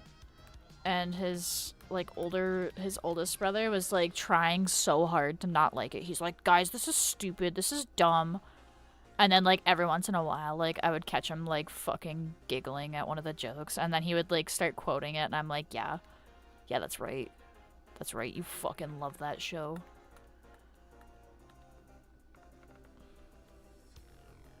He's like, this humor is stupid and lowbrow. And I was like, actually, it's fucking hilarious. You're just not smart enough to understand the intricacies of Smiling Friends humor.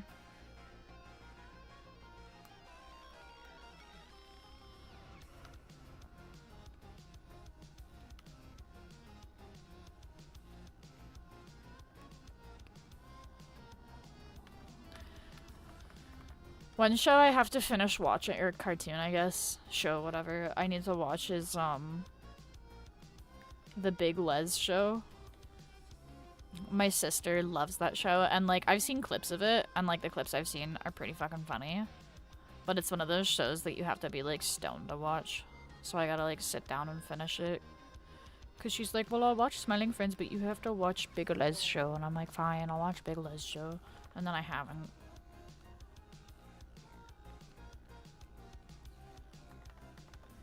I remember a time when I stayed up late at night. They have a show like Meatball, A Shake, and a Fry. Oh, Aqua Teen Hunger Force is what you're thinking of. I also remember watching that.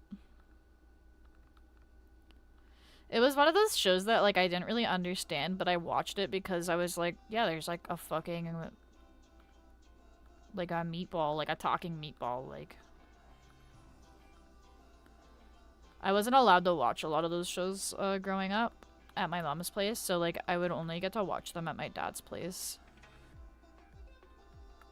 Like I wasn't allowed to watch like The Simpsons or like Family Guy or anything like that. So like whenever we went over to my dad's house, we would watch the like forbidden shows.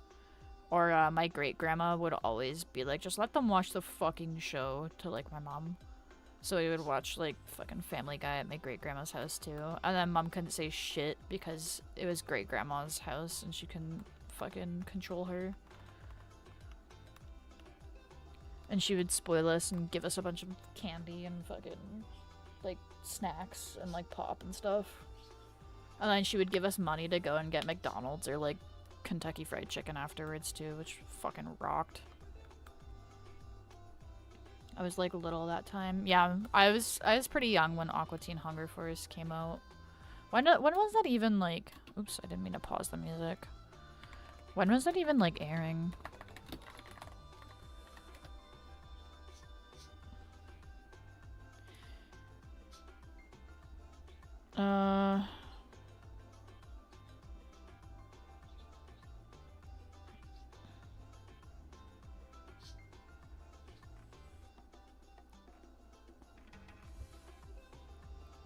There's 12 seasons of this show? Jesus Christ.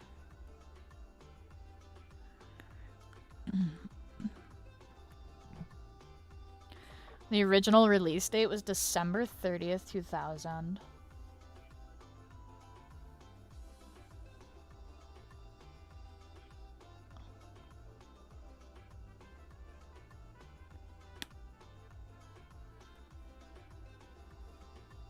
The good old days. I feel like the era that I grew up in was like the era that, like, the first era that was like, that's when, like, social media was like just being introduced. Eating a cheeseburger. Fuck. I miss my great grandma. She lived for a really long time though. She lived till she was like 98, dude. Which is insane. I remember so she lived in like an apartment building, and her apartment building had like really long hallways. I don't know why, but her apartment building had really, really long hallways. And she lived at the very end of one of the hallways, so like my siblings and I know her fucking neighbors hated to hear us coming. But my siblings and I, like, we would fucking race down the hallway to see who could make it to great grandma's place first. So there would be like fucking 5 of us kids running down the fucking hallway at like Mach speed. Just fucking stomping up a storm too. I know her neighbors fucking hated us. I know that for a fact. We were loud as fuck. But no, yeah, she had like a couple of different pets. The first pet that I remember her having was this little chihuahua named Chi-Chi. And then like Chi-Chi fucking died, and then she got a cat and his name was Tommy. And she had like memory issues, so like every time Tommy meowed, she thought that she forgot to feed him. So he was a fat fucking cat. And he was a fucking asshole too. Like, you would walk by him and he would fucking attack your leg and like claw your leg up. He was a fucking asshole.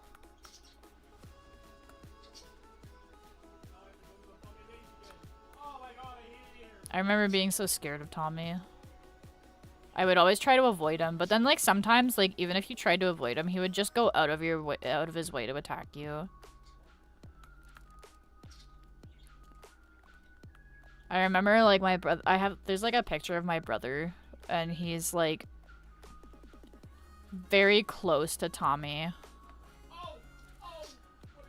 I'll kind of like try to draw what it was like. So Tommy's like sitting here and Tommy's like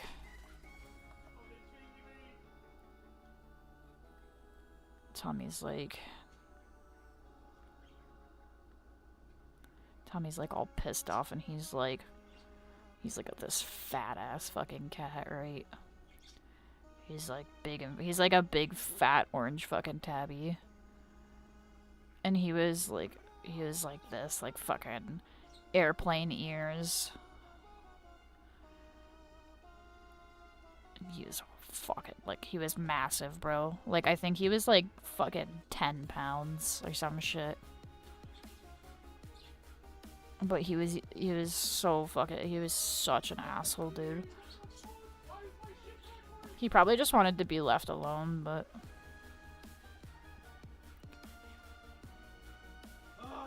yeah, he was like this big fat fucking cat. And then there's a picture where my brother's like behind his fucking head like this, and he's just like, and he's like this at fucking Tommy.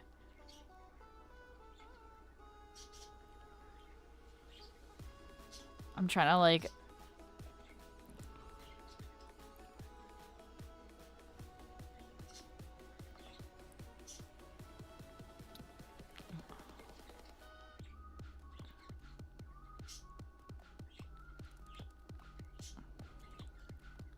he's like doing this type of shit just like behind them.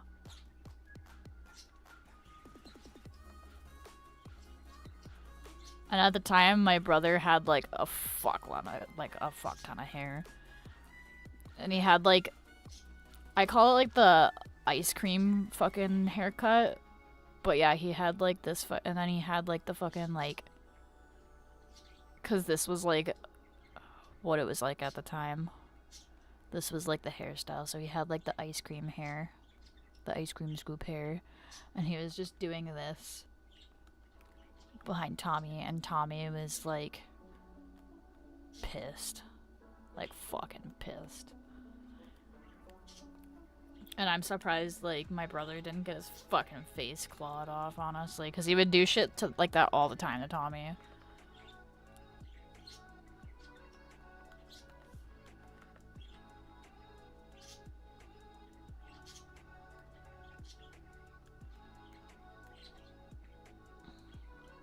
Tom and Jerry. I know there's a show with a character called Dee Dee.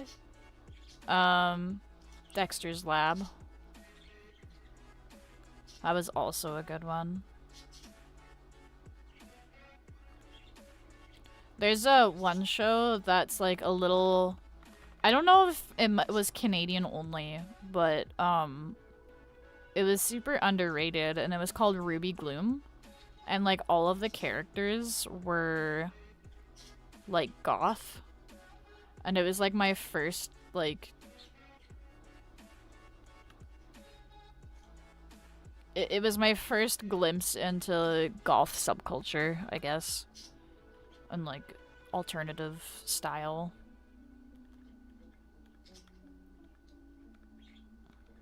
And there's like a zombie dude, I remember. And like a bat character, I think. I also remember watching 𝙁𝚁𝙀 the Siamese cat a lot. And Martin Mystery.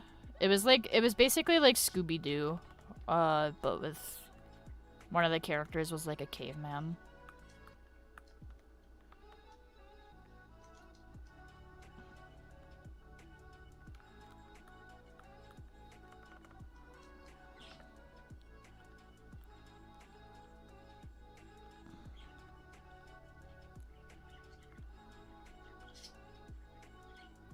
Totally Spies, 16. All good shows. I used to watch like the OG Pokemon cartoon.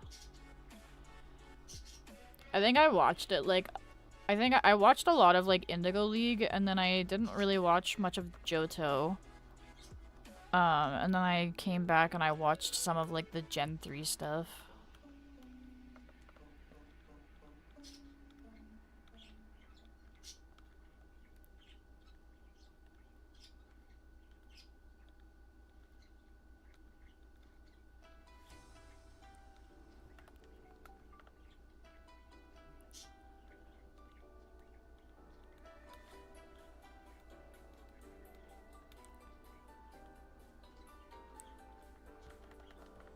Oh yeah, I didn't even add the eyebrow yet. I should do that. There are two cartoons I remember: Courage the Cowardly Dog and KND.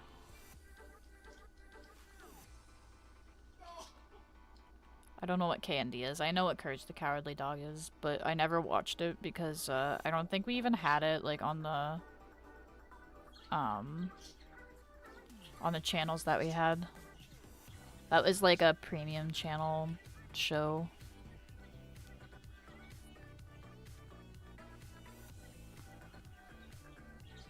And we did not have the premium channels.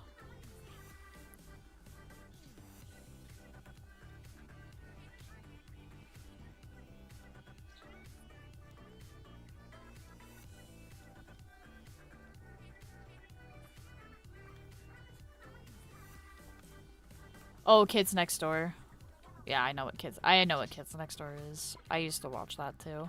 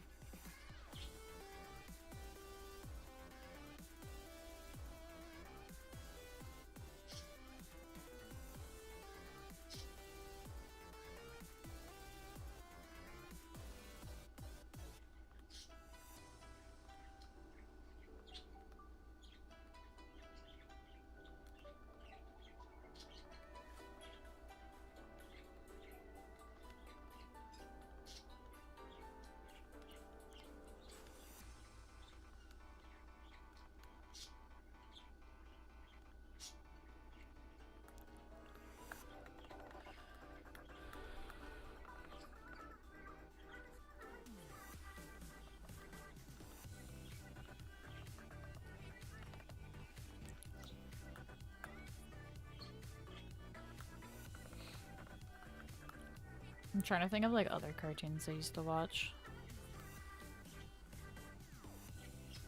Watched a lot of SpongeBob. There are some shows I watched with my siblings. So many shows we watched. Yeah. Yeah, there's a fair bit of shows that I used to watch. A lot of the stuff that I watched was like old Disney stuff though.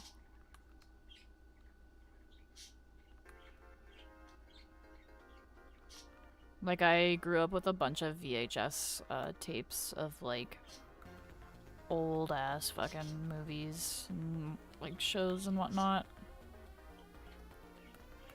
Actually, I remember this one movie. It was like a live action movie. It was called Polly, and it was about a pet bird that got lost, and he like found his way back to his fucking human, I'm pretty sure.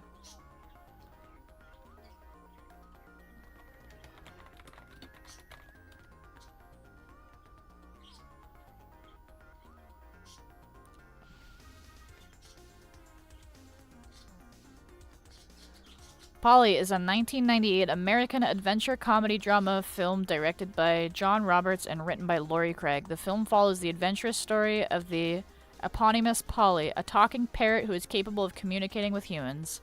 It stars Jay Moore as the voice of the title character alongside Gina Rowlands, Tony Shalhoub, Cheech Marin, and Bruce Davidson.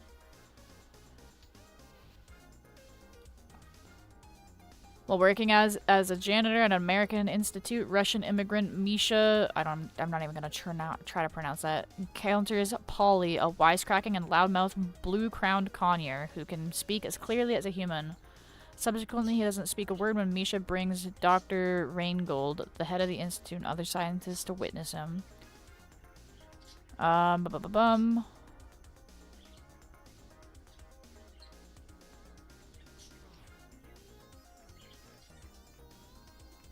Yeah, basically Polly fucking goes on an adventure to find his original owners. A show called Johnny something? Johnny Test or Johnny Bravo?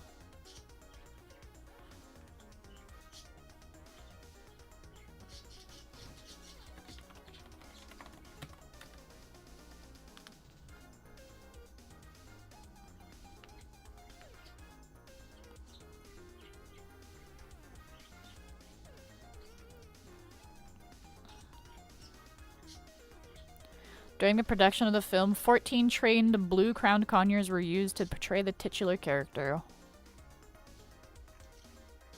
Very cool.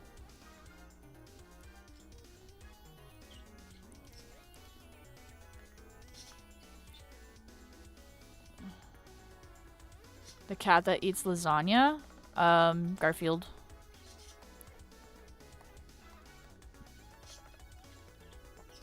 I didn't watch Garfield, but I did like read the comics.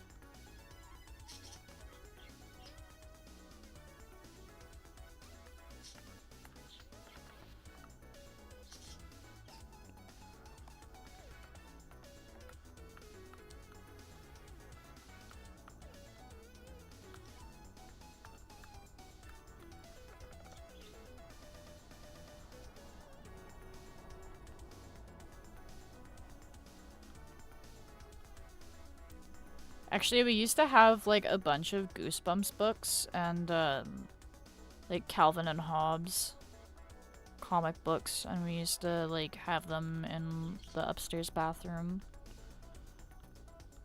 And it was like reading material for when you went to the bathroom.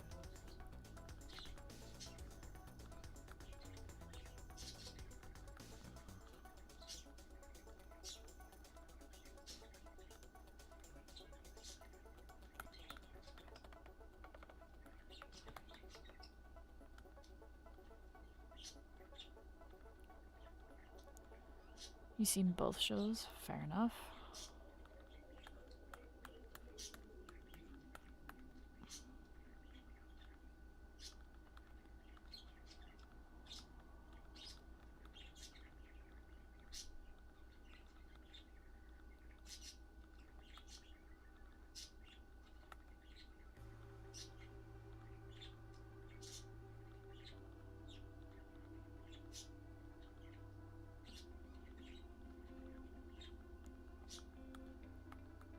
Oh, both the Johnny shows. Yeah. Both of those were alright, honestly.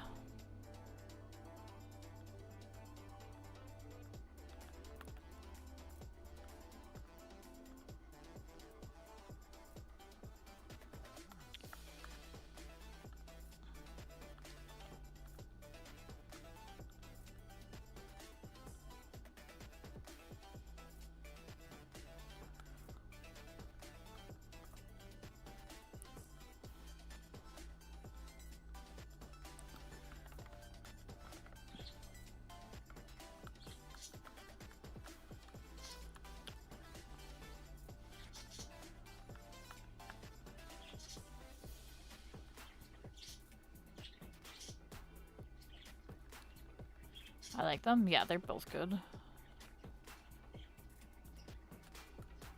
Johnny Bravo was definitely like an icon.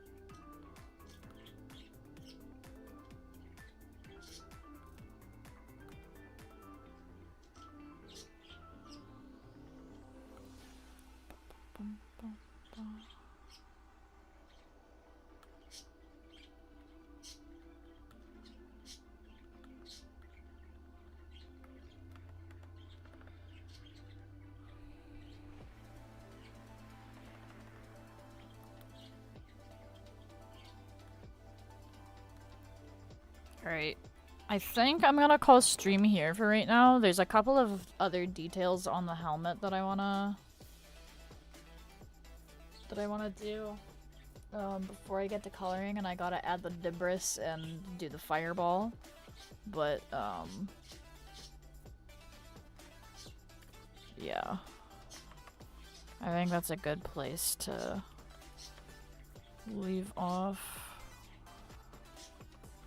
I'll just move that down there so that it's...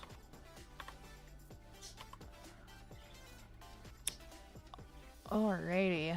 Yeah, I think that's a great place to leave off for tonight. I will be live tomorrow with some more art. I don't know if, like, I'll probably end up working on this a bit at some point during the stream tomorrow. I might try to finish it before stream, but we'll see what happens, and we'll see how I feel when I wake up tomorrow. And then depending on what time I wake up tomorrow will also determine whether or not this is what I'm going to be working on during stream. Either way, you'll probably see parts of it. But yeah. Don't forget the trash and tell Jimmy hi. I appreciate you reminding me of that. Amazing work. Thank you very much, Button Red. I appreciate you hanging around while I work on some art here, and for reminding me to drink water and such. But yeah, I will see you guys tomorrow for some art. In the meantime, stay safe, peace, and have a great rest of your night. Bye!